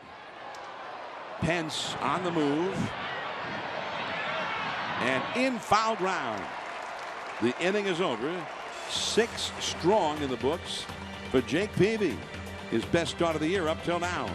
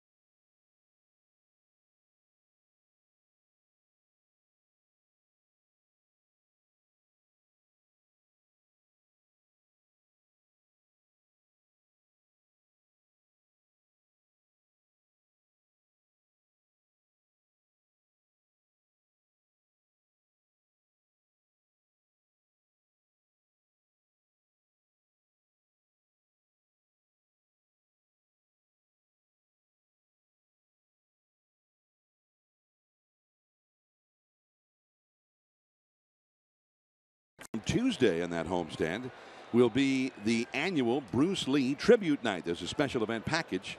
You can see the Giants-Padres game and get a limited edition Bruce Lee Giants t-shirt. Remember, to receive the t-shirt, you'll need to get the special event ticket at sfgiants.com/special events. Patrick Corbin missing with ball one to Kelby Tomlinson, who has had an infield hit and is also flied out to right. The Giants lead 3-1. The pitcher's spot is due up next as ball two comes in, but Connor Gillespie, a left-handed hitter, has come out on deck for the Giants. Giants only have one right-handed hitter on their bench, and that's the backup catcher Trevor Brown. Popped up foul and back out of play. Dodgers and Cardinals are now in the top of the fourth inning in LA. No score there. Now Peavy's got a helmet on. Well, if Tomlinson gets a base hit, they might keep Peavy in the game to bunt. He's a good bunter.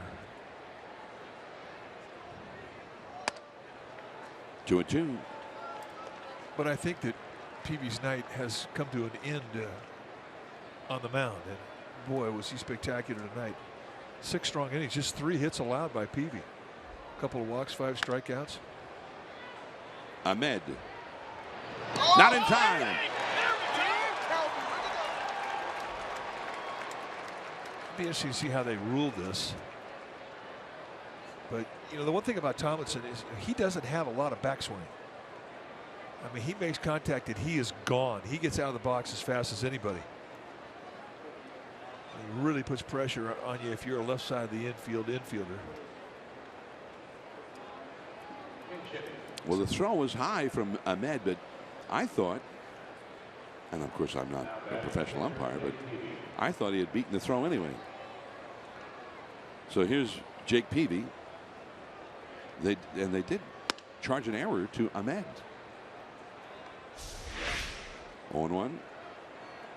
The throw goes high, and that's what took the foot of Goldschmidt off the bag. So I could see the error. Yeah, but look where the foot was when the ball hit the glove.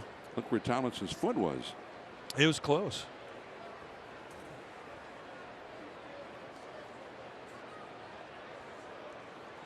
That's one that might get appealed by the Giants. Ahmed, he had to hurry that throw. And generally speaking, right, infielders, they like to grip a ball across the seams and get their best throw off. And he really did not have time to set his best grip there. Yeah, by the time a guy gets the ball out of his glove and gets his hand in a high throwing position, for the most part, they will have made the adjustment and they will have found a seam with their fingertips on their forefinger and their middle finger. I mean, that's just something that, you know, big league players can do, and he can do it in an instant.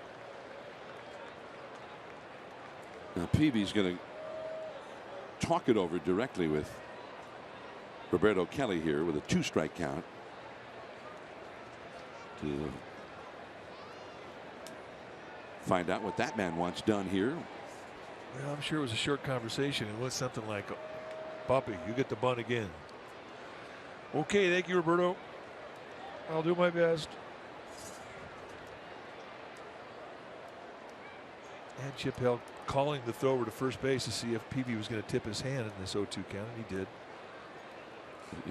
Not that it's any big surprise. He tipped it even before the throw went to first. Here he's already squared around again.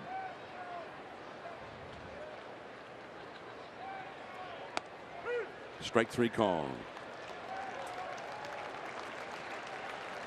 So a non-productive out. And from Corbin, a 2-strike breaking ball. And that's going to do it for Corbin. Here comes Chip Hill. Well, you've got, and it's interesting because you got 2 left-handed hitters coming up, but Denard Span has had 3 hits against him, and the young lefty just recently brought up from A-ball, Zach Curtis, will come in.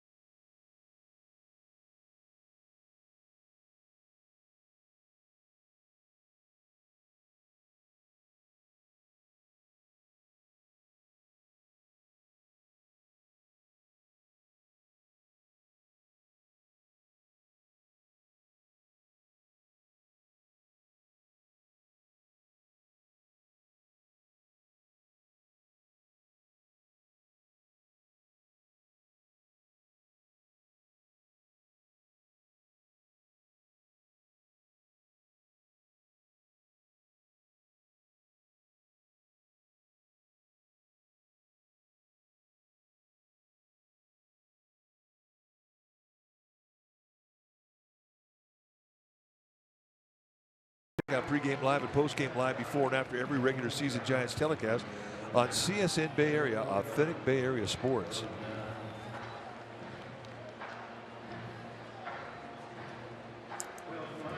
Zach Curtis is in for the bullpen. The Giants ahead 3-1 as we get the view from the resort out there in right center.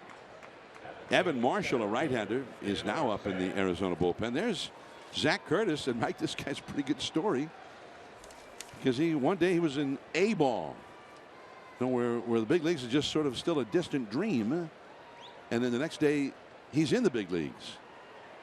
Well, he is a great story. When they called him in, he thought they were going to promote him to Double-A ball, and lo and behold, the call was to the big leagues. And he's a great story. I mean, he's a 6th-round pick, but he's 5 feet 9 inches tall. He's not a big guy. Throws good. I mean, he's low to mid-90s with his fastball, hard slider, and it's a good one. And he's also got a changeup. But I mean, he just doesn't have that much experience. A ball, it's as high as he got. And that's the 4th consecutive hit for Denard Span. Over to second goes Tomlinson. Stay hot. In Curtis's first 2 years, a half season than last year, he had an ERA of 1.22 in both the early levels of his young career. And then this year, his ERA at A ball was 5.23. You say, well, why is he in the big leagues? Well, in 10 1/3 innings, he had 22 strikeouts.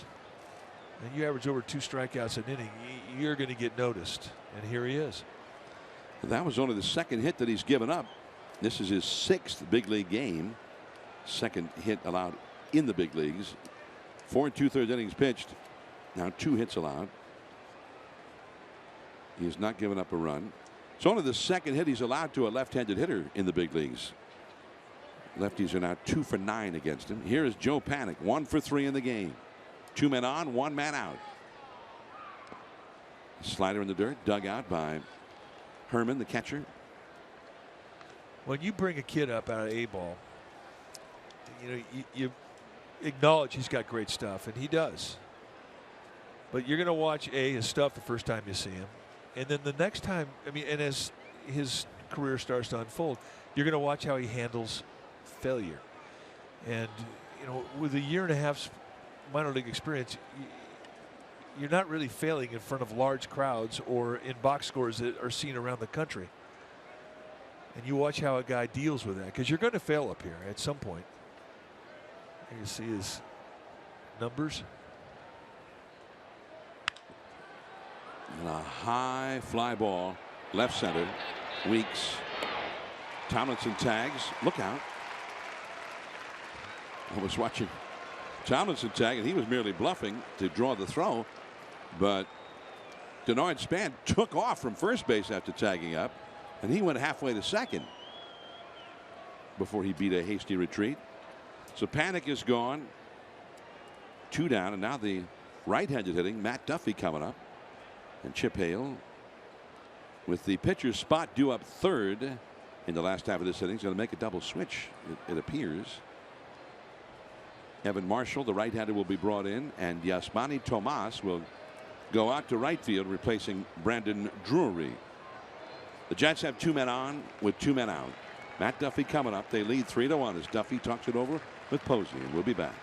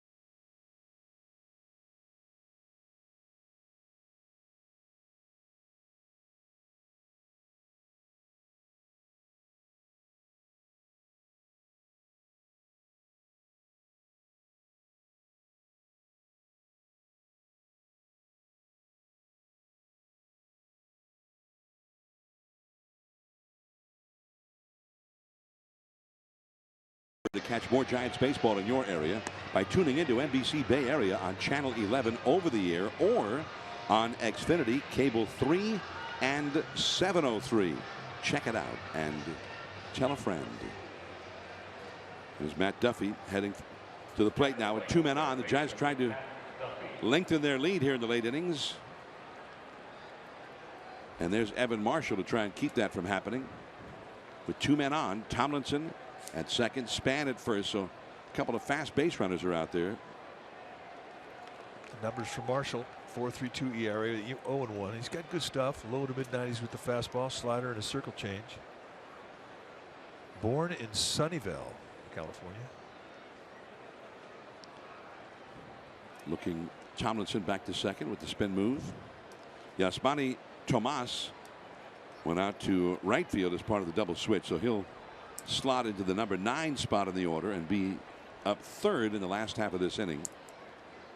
Marshall in the number 6 spot where Drury had been, and that's a called strike to Matt Duffy.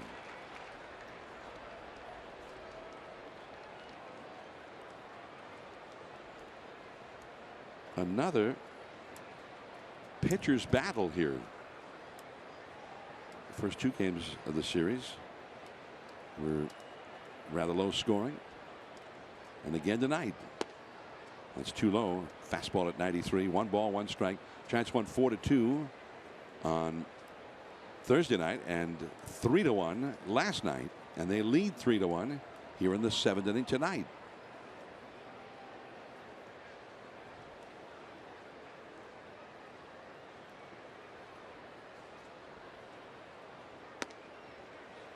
Two and one. Working that outside corner.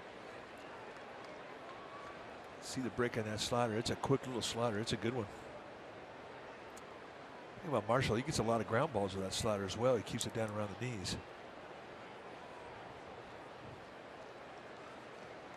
2 balls and a strike to Duffy, who's flied out, struck out, and walked in this game. And a lot of movement on that one that ran right in off the inside. 3-1. Well, and here's a situation where it's great to be Matt Duffy. He should get a good pitch to hit here because Buster Posey's on deck. D-backs do have a place to put Duffy, but I can't believe that they want to nibble here with Posey on deck. The runners go, and he hit it hard right to shortstop. I should have said the runner. Tomlinson took off, but Span did not, and Span is forced out at second base. 3-1 Giants after 6.5.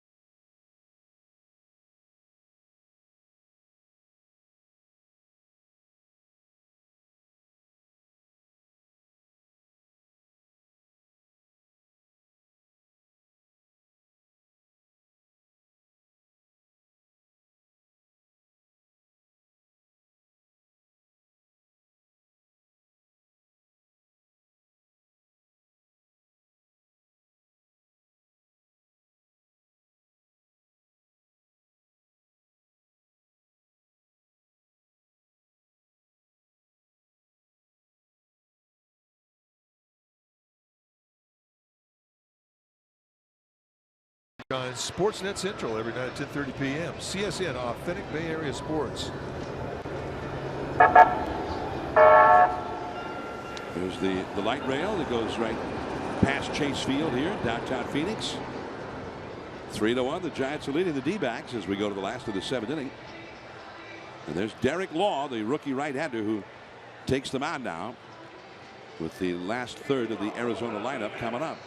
13th time that he's come into a game for Bruce Bochy. 2.38 ERA with a 1.0 record, 12 strikeouts and 11 1/3 against 3 walks. Those are all good numbers. But one thing that he needs to really start doing more of, and that's challenging with his fastball. You know, he's got a mid-90s fastball. He's got 3 excellent specialty pitches: curveball, slider, changeup. There's a called strike to Owings, who has doubled home Arizona's only run. That was back in the 2nd inning. He's also grounded into a force out. 1 for 2. Well, that was a hanging breaking ball and a base hit.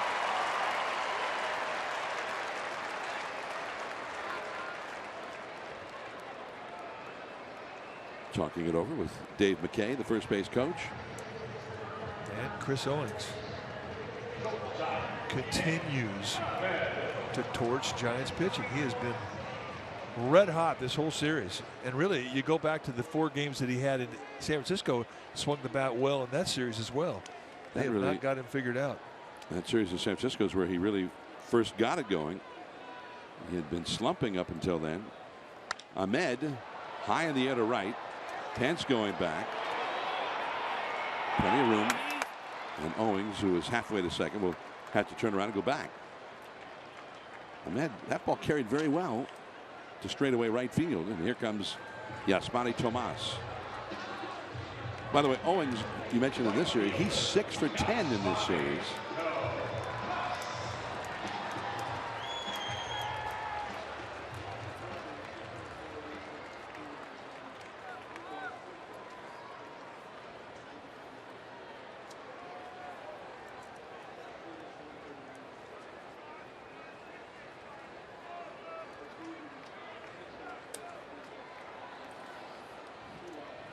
Yasmani Tomas was not in the starting lineup tonight. They put Ricky Weeks in there instead.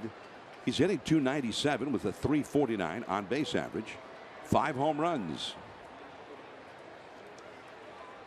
Cuban emigre.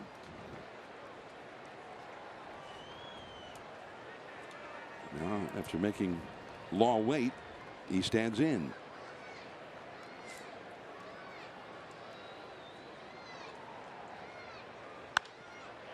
Base hit. And Owings will speed around to third. Perhaps Belt would have scooped that ball up if he had not had to hold against the runner.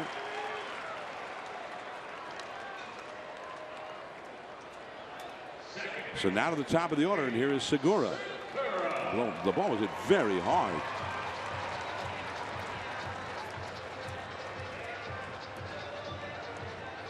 Segura, who is 0 for 3. And he has not had many offers. He's been one of the league's leading hitters all year. Jake Peavy really pitched him tough. Law's got to get the ball down right now.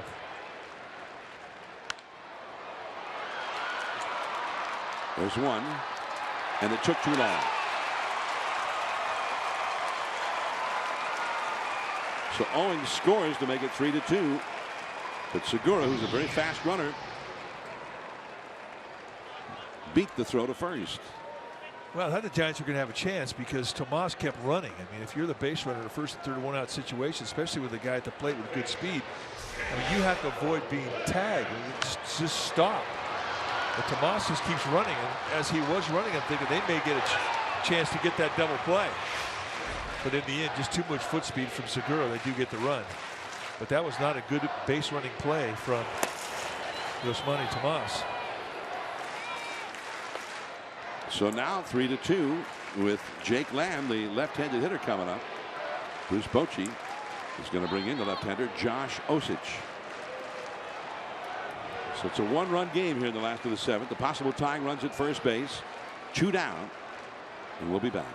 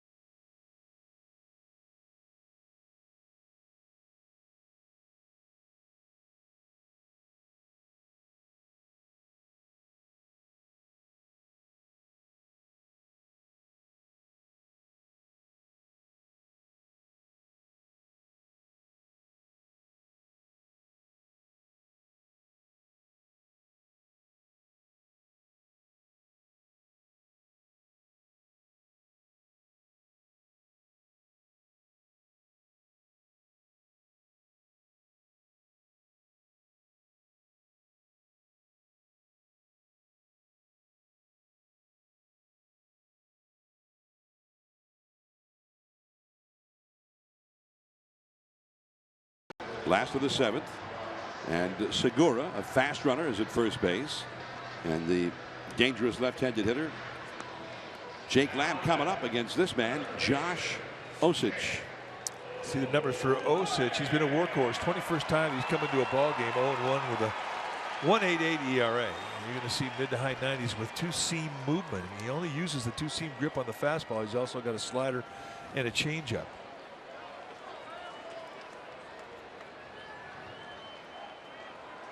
Osich has been almost Javier Lopez-like against left-handers so far this year. He's allowed 2 hits in 29 at-bats versus left-handed hitters.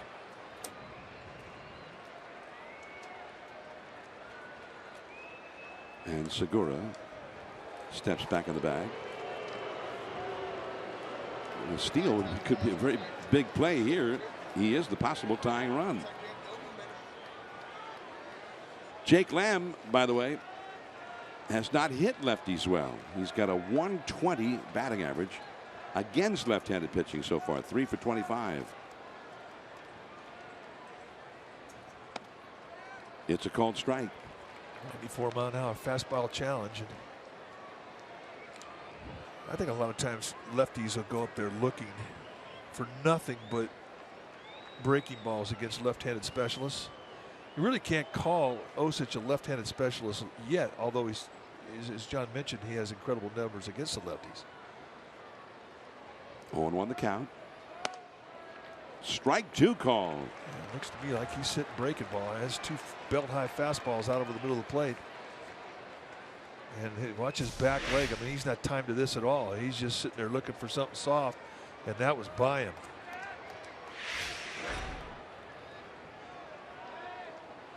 Two quick strikes. 0-2. Goldschmidt on deck, would be next. A little bit off the outside. Well, that's a perfect pitch, though. I mean, that's a little 2-strike paralysis. You stretch it out. Guy's already looked through 2 fastballs. He's in a protect mode. He might go after it. And he did not miss by much. Hunter Strickland, the big right-hander, up in the Giants bullpen.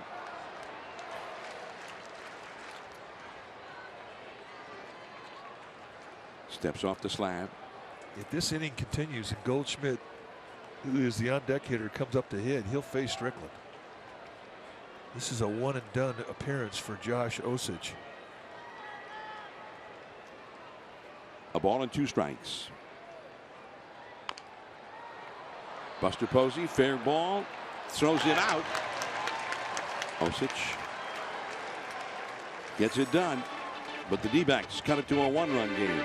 Posey, Pence, and Belt coming up.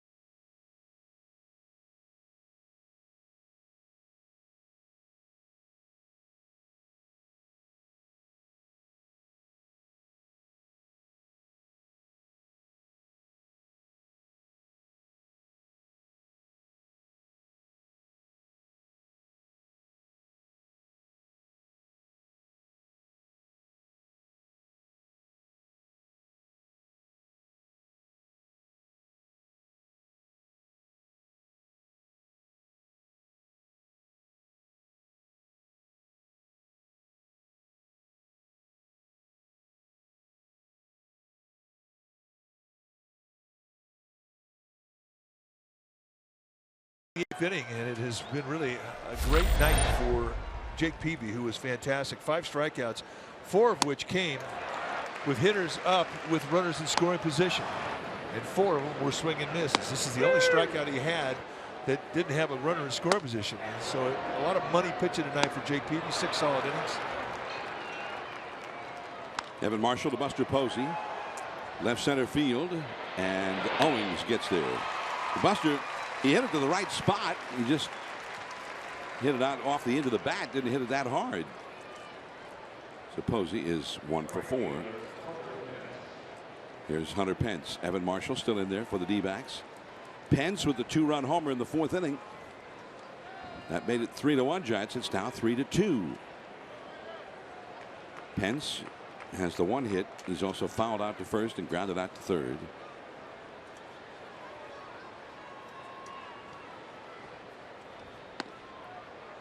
Called strike 1. The home run was back in the 4th. Really not a hanger either. He just went down and beat a good pitch, and that for Hunter Pence, home run number 200 in his career. And that has been the difference in this game. A ball and a strike now. Pence is hitting .290 for the season. Came into the game with a .385 on base percentage. He's got 6 home runs and 29 runs batted in. The Giants home run and RBI leader.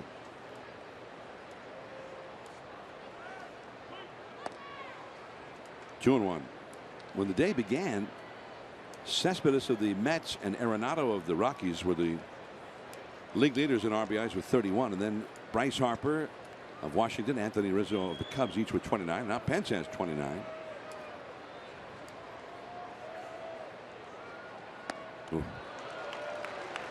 You know you have a good breaking ball when you break a guy down like that. And 2 things have to happen. Number 1, you need that hitter looking for a fastball, and number 2, you need that hitter not to see it very well. And both those things happened in that broke down swing from Pence. He didn't take too many swings like that lately. 2-2. So Evan Marshall trying to softball Pence. Last 3 pitches, change up, curveball, change up. See the way that Marshall grips the ball, puts it in his glove. He holds the circle change grip as he gets it into his glove. Doesn't necessarily mean he's going to throw that pitch, but that's how he starts his hand. And it was a fastball, but out of the strike zone. So Hunter Pence gets a walk. He did not want to throw him a fastball in the strike zone. Brandon Belt. And they're going to the shift for Belt with the right-hander in there. And again, they leave the shortstop at shortstop. They send the third baseman over. Jake Lamb to the right side of the infield. Lamb will play basically the second base position, sort of up the middle there. And Segura moves over in between.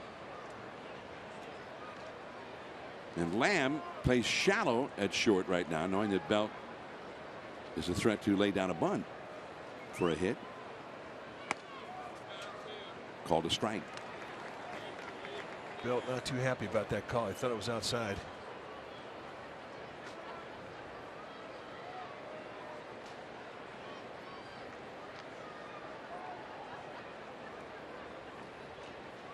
Belt tonight has flied out deep to right center, singled, and struck out looking.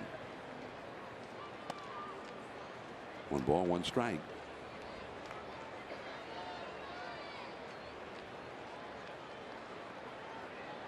Giants have 9 hits in the game, but they have only had 3 at bats with a runner in scoring position for the whole game. Well, that was a foul ball. That was almost a thing right there. If that thing rolls down the third base line, that's a knock. Off the bat, I thought it was going to do that. You know, the night that Matt Cain pitched his perfect game, the last batter of the game was Jason Castro, and he hit a ground ball along the third base line. Cain said that from the mound, he thought the way the guy had swung at it, that it's just what you were talking about. It was one of those things that was going to go right past the bag for extra bases, and there went the no-hitter. There went the perfect game. But Joaquin Arias got to it. The ball wasn't as close to third as Matt originally had thought. Bell with a new bat after cracking the old one.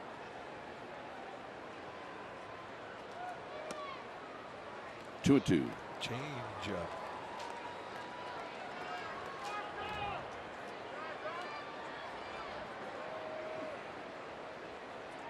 See the way he grips that ball. No.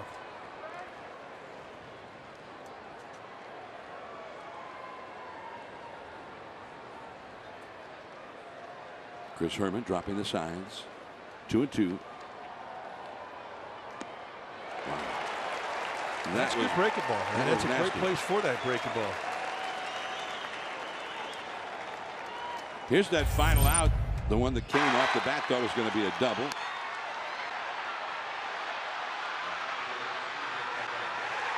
Ended up being an outstanding play under duress by Joaquin Arias as the celebration began.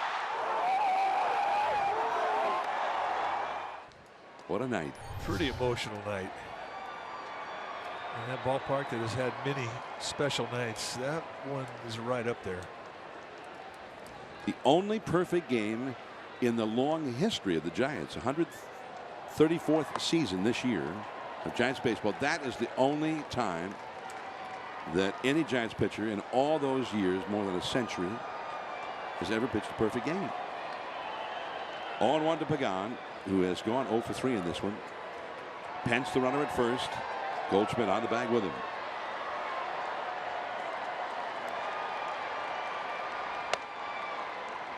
One ball, one strike.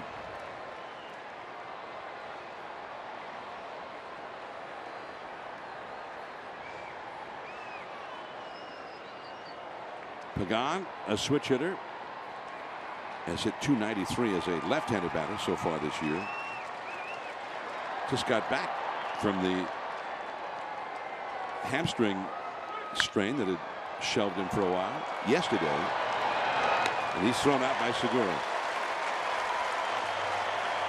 Still a one-run lead for the Giants, and Paul Goldschmidt will be coming up in the last of the 8th. 3-2 Giants.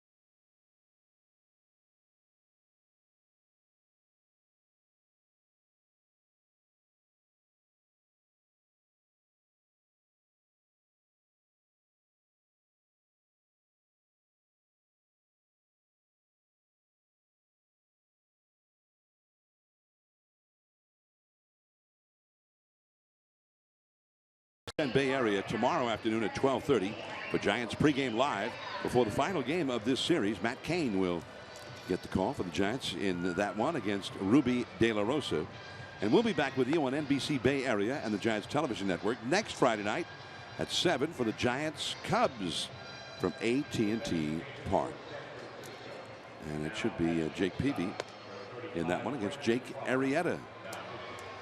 Friday night from AT&T. 3-2 Giants, and Hunter Strickland has come in to pitch for the Giants with Brandon Crawford taking over at shortstop, replacing Kelby Tomlinson. The numbers for Hunter Strickland as he comes into his 17th game. Good solid start, 16 strikeouts in 15 innings. He's got great stuff, mid to high 90s with the fastball. A hard slider, it's a big slider, and a split. And he's going to face the heart of the beast. The great slugger, Goldschmidt, and a 95-mile-an-hour heater in there for a called strike. Goldschmidt is 1 for 5 so far in his go-rounds with Strickland. 1 strikeout.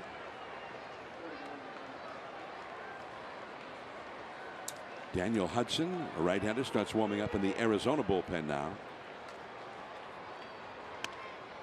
A little bit off the outside. 1 ball, 1 strike. Now you've got Ricky Weeks, a right-handed hitter, on deck, and then due up third in the inning is the catcher Herman, a left-handed hitter.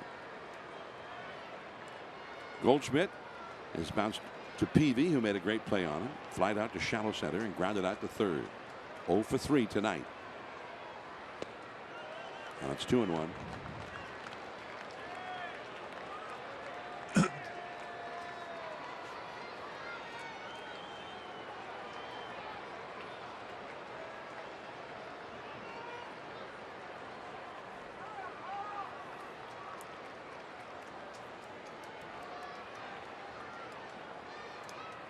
3-2 Giants.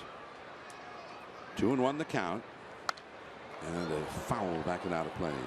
Well, you don't want to miss there too often. I mean, even at a high velocity fastball, it's just, you're talking wheelhouse of a very, very strong hitter. Even when he's slumping and he's hitting 220. What usually gets guys out of slumps are poor locations, and that last location was not where you want to throw it.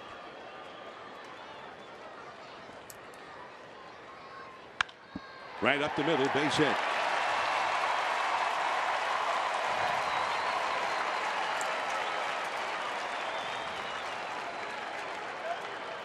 Well, there have been plenty of times where, with a 1-run lead, just keeping Goldschmidt in the park, the Giants would be happy to see him just hit a single. But he had been mired in a slump, and that's the first hit he's had in this series. I mean, we talked about the mistake of location, the 2-1 pitching. Strickland comes right back, same location, the 2-2. I mean, really, yeah, I think you have to be lucky that it didn't get hit out of the ballpark, because that was not a good location pitch. So Goldschmidt, who led the D-backs in steals, or second in the D-backs in steals last year. And it's 0-1 to Ricky Weeks.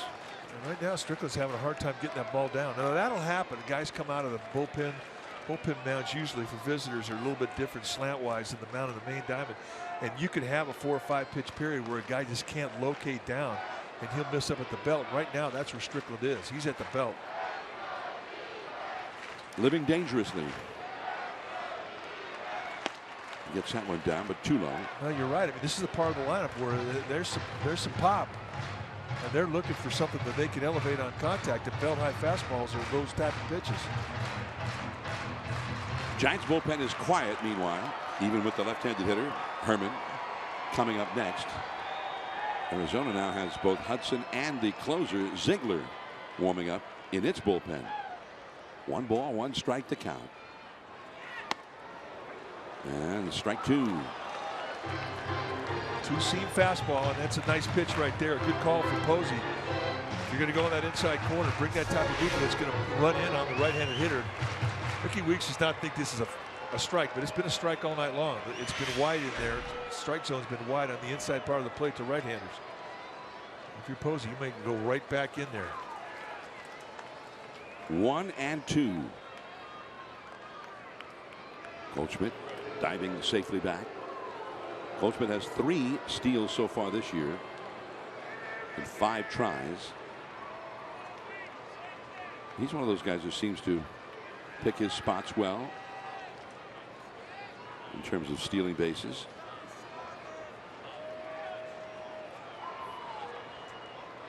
1 ball, 2 strikes. Struck him out with the slider. And he saved the slider till he got to the 2-strike count. And boy, that is absolute perfect location. And a guy with lots of power gets sit packing back in the dugout. Nice little 2-strike surprise. Has him way out front reaching. When it drops in the glove, it's right at the knee-high location. Good pitch. Starting to get the ball down. Now he's going to face the left-handed hitter who has power, young Chris Herman. You see his slugging percentage, .593. He's walked, flied out, and struck out tonight.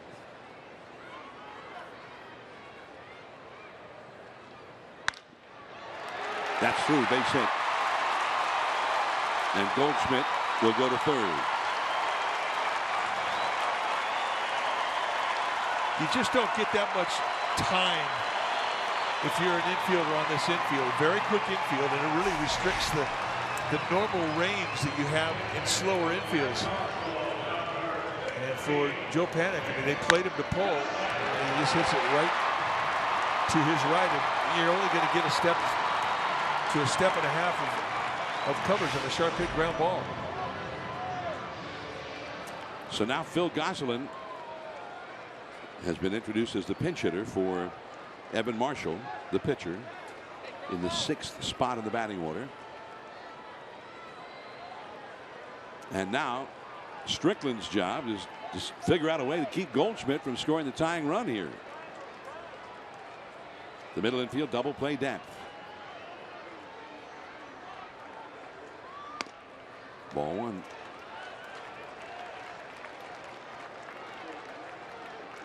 Gosselin is hitting .280. He's only had 50 at bats, 1 home run, and he's been the D-backs' best pinch hitter. He's 7 for 18 as a pinch hitter. So he's hitting what, .389 in his pinch hit role.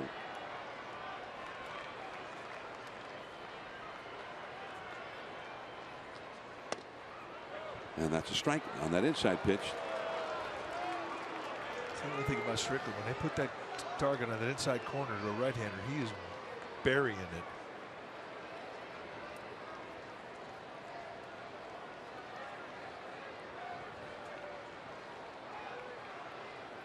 Each pitch right now very critical. The Giants leading by just the 1. Runners at first and third, 1 out. Pence. Goldschmidt tags. And he's safe. It's tied up.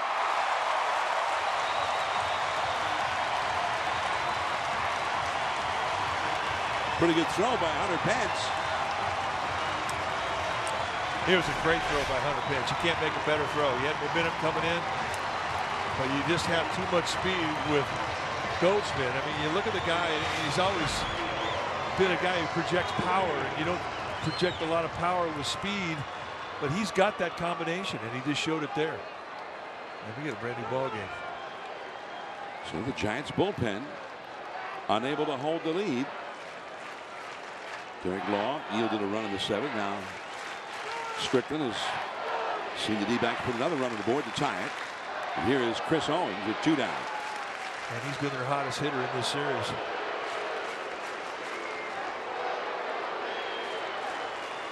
He's had 5 hits and 6 at-bats in just the last 2 games, and 6 hits and 10 at-bats in the series.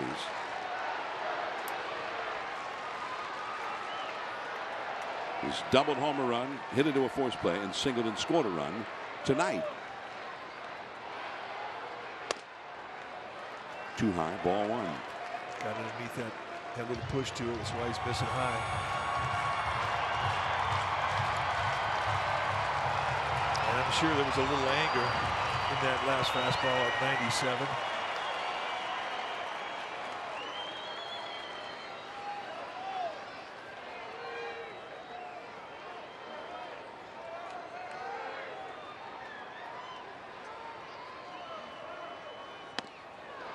Blew that one right by him at 98 miles an hour. I always thought anger could put an extra couple feet on a fastball. Make you have good snap with the curveball, and you tick off. That arm speed accelerates.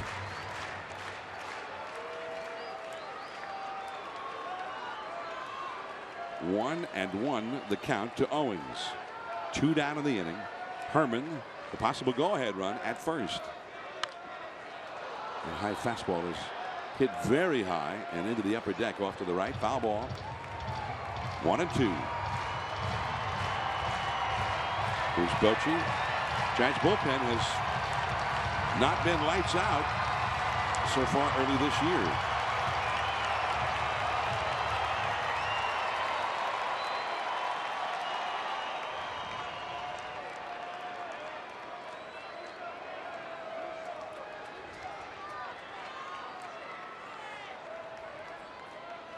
One and two. Belt on the bag at first with the runner. And that's right in there. Strike 3 call. Who knew? Just throw him a fastball right in there. Well, on to the ninth.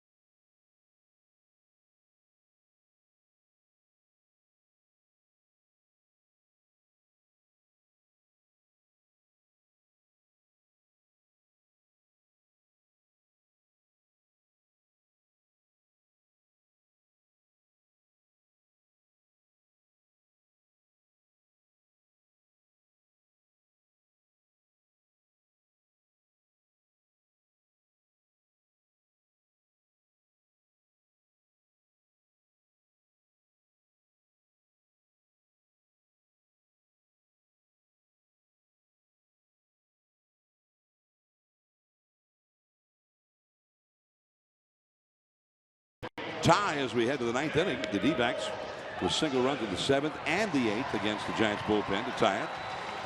And here is Daniel Hudson, hard-throwing veteran right-hander, who is off to a great start this season. Well, great start indeed. 1-0 with an 0.59 ERA. Just 9 base runners in 15 1/3 innings. 5 hits allowed in 15 1/3. With 10 strikeouts, how's he doing it? Well, with a mid to high 90s fastball. And he will cut, he will sink. He's got a good hard slider and a changeup. You'll see more changeups than sliders. I mean, it's a good pitch, especially when he's facing lefties. Well, Brandon Crawford up for the first time in this game. One thing that has not happened this year against Hudson is a base hit by a right-handed hitter. The Giants send up lefties here against him. And there's a called strike at 95. Right-handed hitters are 0 for 26 against Daniel Hudson as Suarez starts to throw in the Giants bullpen now. Lefties are hitting only 208 against him, so nobody's doing a whole lot of hitting, lefty or righty, against Hudson. 0-2. Crawford hitting .250, 4 homers, 15 batted in.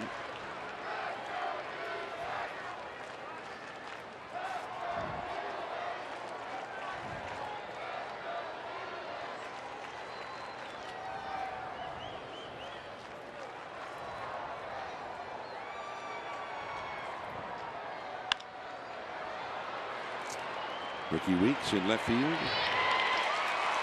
So Crawford is gone.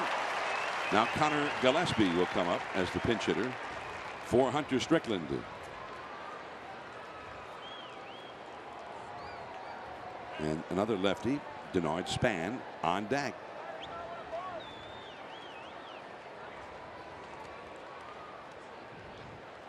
He has been very good for the Giants this year in every role that he's been asked to perform. Whether he's coming in as a pinch hitter, whether he's playing third base or first base. The other thing too that the Giants love about Gillespie is he doesn't have a lot of anxiety in that batter's box. He's extremely comfortable. Well, Mike Butcher came out to, I'm assuming, give a scouting report on Gillespie. Hudson didn't seem like he needed some advice the way he put Brandon Crawford away. When you get a guy who's throwing with as much confidence as Hudson is throwing with right now, I mean, he didn't need a lot of scout report. I mean, he's pretty much like, you know what, they have to worry about me. I don't have to worry about them. And that's guerrilla mentality, and he's got it right now. So here's Gillespie. And he threw him a changeup. Connor Gillespie, 3 hits in 9 at-bats as a pinch hitter for the Giants. He has a home run. He hit it in Cincinnati on the last road trip. 3-3, 9th inning. And that's a foul out of play off the left field line. They're in the Giants bullpen. Now Corey Guerin, the right-hander, has joined Albert Suarez. Suarez had been up a little bit earlier.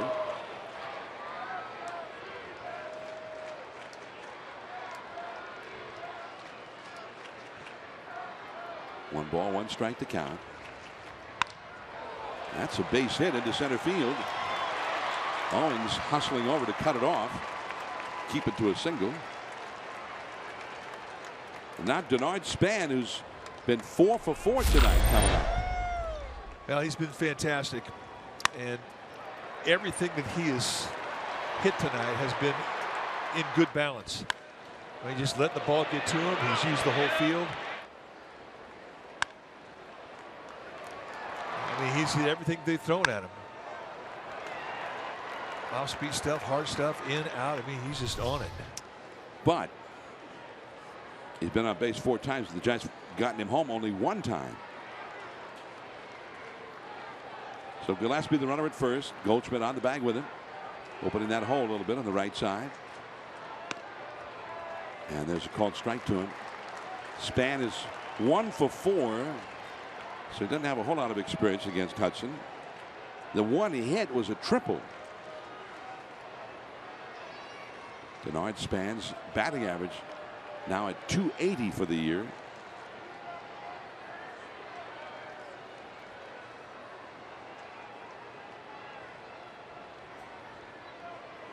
Oh, look out, that hit him.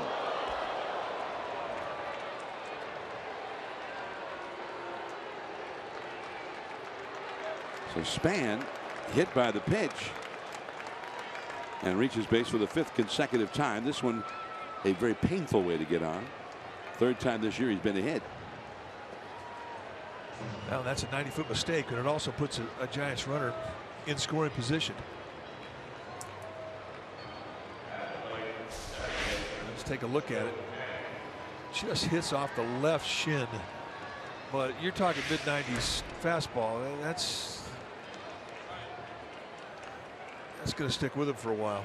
And fast guys do not like to get hit in the legs. So here is Joe Panik. He knocked in Span after Span's 1st inning triple with a single to left. Since then, he's grounded into 2 double plays and flied out to left center. Been the big bat the last 2 nights here, and a chance to be so again. Ball 1. Now, one thing the Diamondbacks have going for them right now is everybody in their outfield has an above-average arm. And you don't have great speed with Connor Gillespie. I mean, he's average at best. A smart base runner. He will get a good first step, but he doesn't have blazing speed.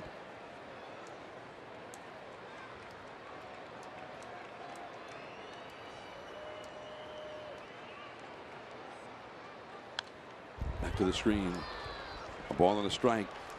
Panik has seen a little bit of Hudson in the past and has had 2 hits, a single and a double in 5 previous at-bats against him. That's the sum total of the experience they've had against each other. Well, he likes hard throwers. I mean, he doesn't have a lot of load in getting ready to throw a swing. He's very quick to the ball. And hard throwers, they play right into his strength. Gillespie at second, Span at first. 1 out. Too low. So it's 2-1. Panic is the 4th consecutive left-handed hitter to come up in this inning against Daniel Hudson. Remember, right-handed hitters have not had a hit against him this year. 0 for 26. Rather stunningly. 2-1 the count. Joe Panic. And the changeup. Ball 3. And this becomes a big pitch. They do not have a base to waste. An open third base does not mean that they can walk anybody here by not challenging Panic. Not with 1 out. They have to challenge here. And Panic is in the driver's seat with a 3-1 count and lots of count leverage. Big pitch here for Daniel Hudson. And he walked him. And so the bases are loaded for the right-handed hitting Matt Duffy.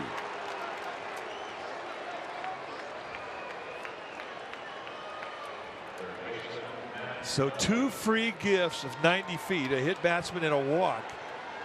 And the Giants get the bases loaded with 1 out. And that changes everything. And then on a fast infield, you're going to have the infield is going to have to come in. They may leave their middle infielders at medium double play depth, but they're still going to jam the infield and limit their ability to have range. Duffy, 2 hits in 7 career at-bats versus Hudson. Listen to the Giants fans in attendance here.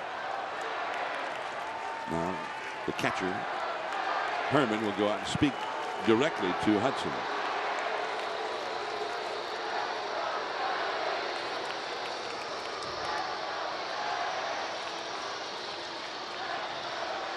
Smiling.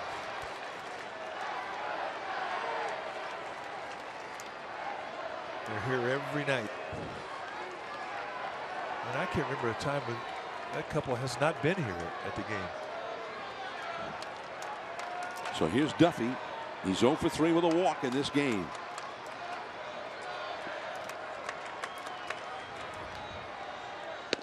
It's too low.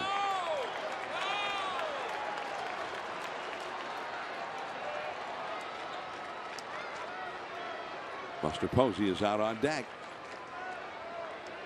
The 2 middle infielders are in it, as you described it, Mike, in halfway. As Arizona's bullpen is going to get busy again. 1 ball, no strikes. Broken back. Goldschmidt goes home in time. Force out at the plate. The bat just exploded in the hands of Matt Duffy.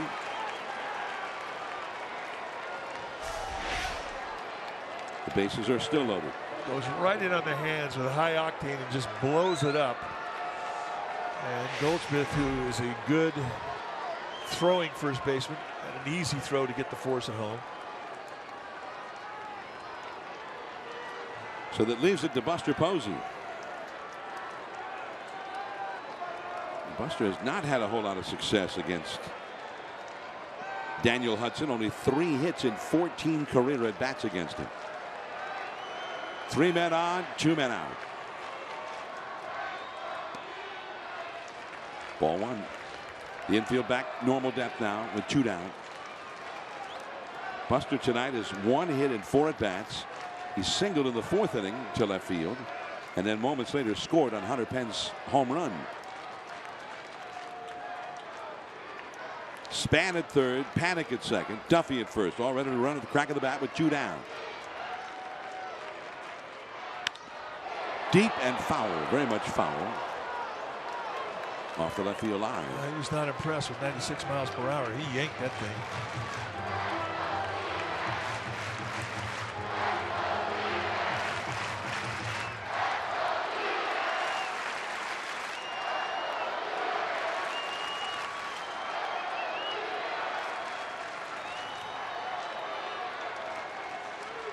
A ball and a strike to Buster Posey.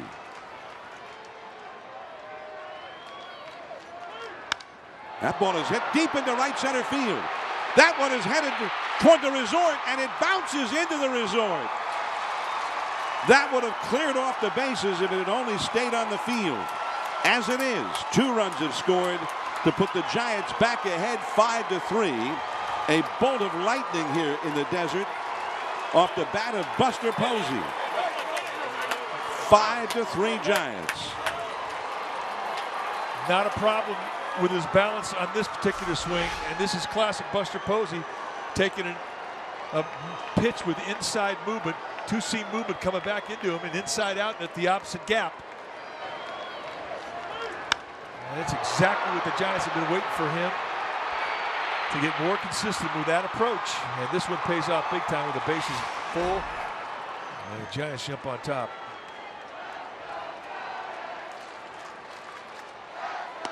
Hunter Pence now, and the Giants are a base hit away from really opening it up. They lead 5-3, and this is the Giants fans here. They've taken over this ballpark. 32,448 the paid crowd, and a few thousand of them at least, I think, Giants fans. Duffy had to hold it third when the ball left the ballpark on the bounce. And the count is 1-1. By the way, Buster Posey just became the first right-handed hitter to get a hit here in 2016 against Daniel Hudson. Right-handed hitters were 0 for 27 against him. But it wasn't that he just got the hit, it's when he got it. 5-3 Giants. 1-1 depends. Did he swing? Yes, he did. Jerry Lane made the call himself. 1-2.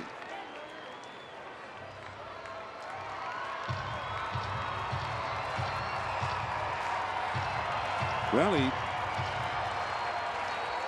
Buster Posey got the big hit.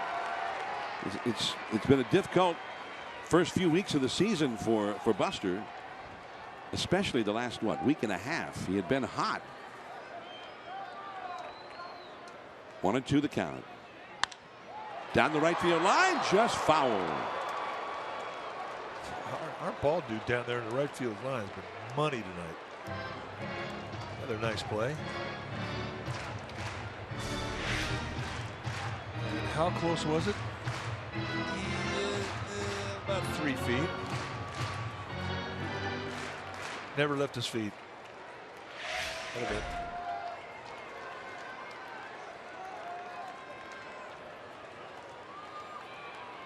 Connor Gillespie got this whole thing started with a pinch hit single. 5-3 Giants.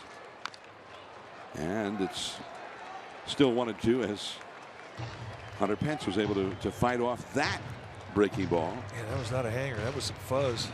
1-2 count. He put that breaking ball right where he wants it.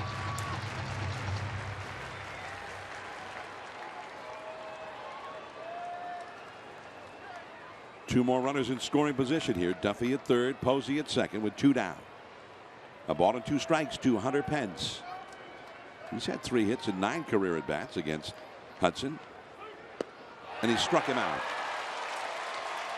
But Buster Posey delivers the big clutch hit with 2 down and the bases loaded. 2-run double to put the Giants ahead. The dugout enjoyed it.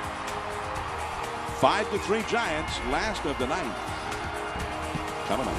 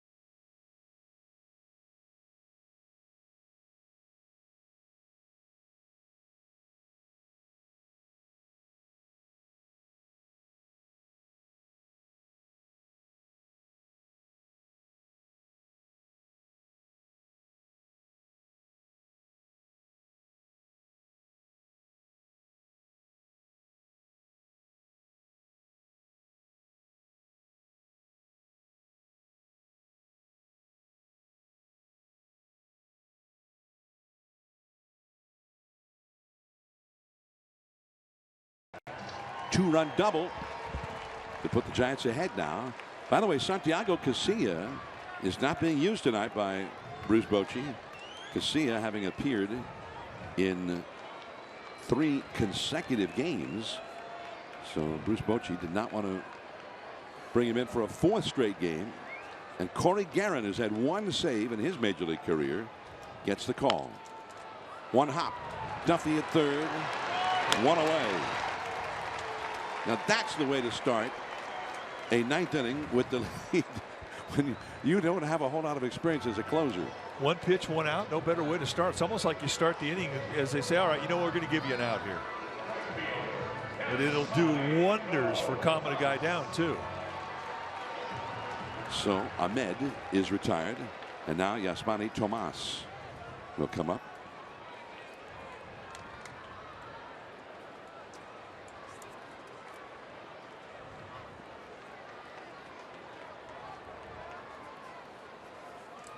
It does look like Santiago Casilla is up in the bullpen now.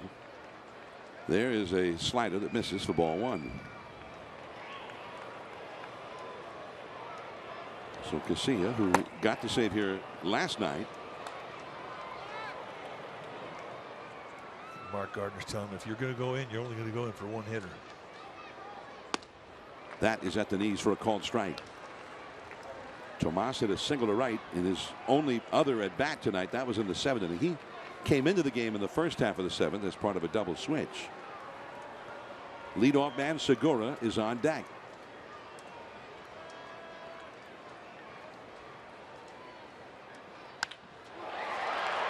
That's in there for a base hit. So Tomas is 2 for 2, and that will bring the possible tying run to the plate.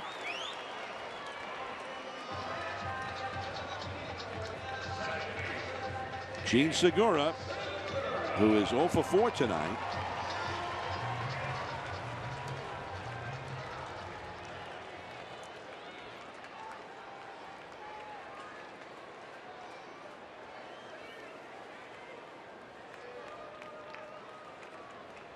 Segura is 3 times grounded out and once lined out to right.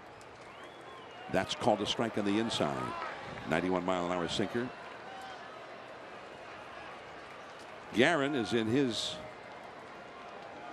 18th game for the Giants. 16 2/3 innings before this evening. 14 hits allowed. Only 3 walks.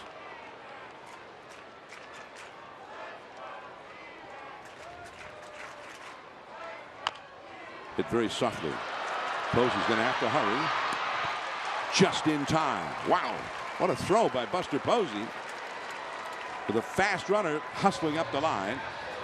Out number 2. That's a play that never ceases to amaze me. And big league catchers make it look so easy. I mean, you get down to the squat, in the squat all night, and now you got to get up, go down, chase a ball that's going away from you. You got to plant with a bare hand and very quickly 360 and throw a strike. And you can't do any better than that. 2 down. But here is Jake Lamb. And Bruce Bochy's not bringing Casilla in to face Jake Lamb. No, if he comes in, he's going to face Goldschmidt, and he's on deck. Lamb 0 for 3 with a walk tonight.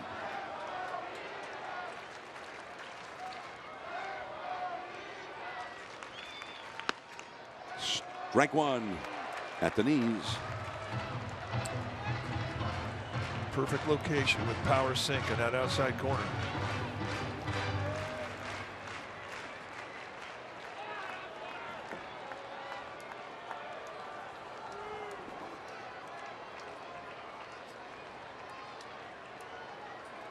Two down, 5-3 Giants. Runner at second. And high in the air along the left field line. Pagan.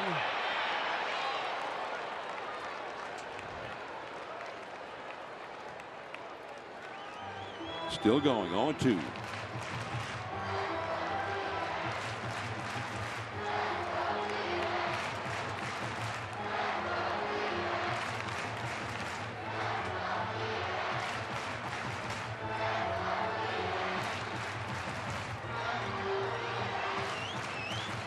So 2 ways. And really, I mean, Garrett's got 3 pitches he can go at him with. If you throw the sinker away, you let the movement run off the plate away, hoping he'll chase. If you throw the breaking ball, you bury it in his back foot. And if you throw the changeup, you try and hit home plate with it. He does not want to miss up to him with anything. Did he swing? No. Tripp Gibson on the appeal, ruling in favor of Jake Lamb. A perfect pitch, 0-2. And they called it right. He did not go. A ball and 2 strikes.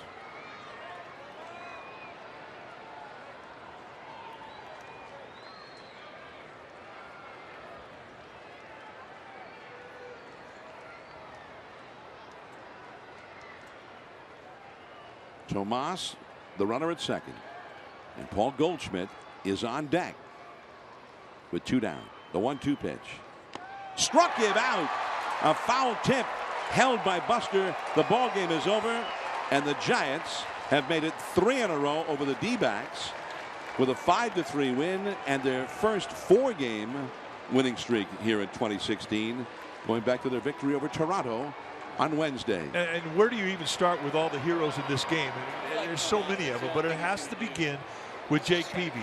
Easily his best start of the year in a very hitter-friendly ballpark. He shut down a very hot offense. That was the hero of the game in my mind. Indeed he was. And Guerin with his 2nd major league save, his first in 3 years. Buster Posey knocks in the winning runs. For more on tonight's game, tune in to Sportsnet Central on CSN Bay Area, and tune in to CSN Bay Area tomorrow afternoon at 12:30 for Giants pregame live before the finale of this series. We'll be back with you on NBC Bay Area and the Giants Television Network next Friday at 7 for the Giants and the Cubs. Now for Mike Krukow, I'm John Miller. Thanks for joining us. We hope you enjoyed the telecast. Have a great Saturday night. The Giants over the D-backs 5-3.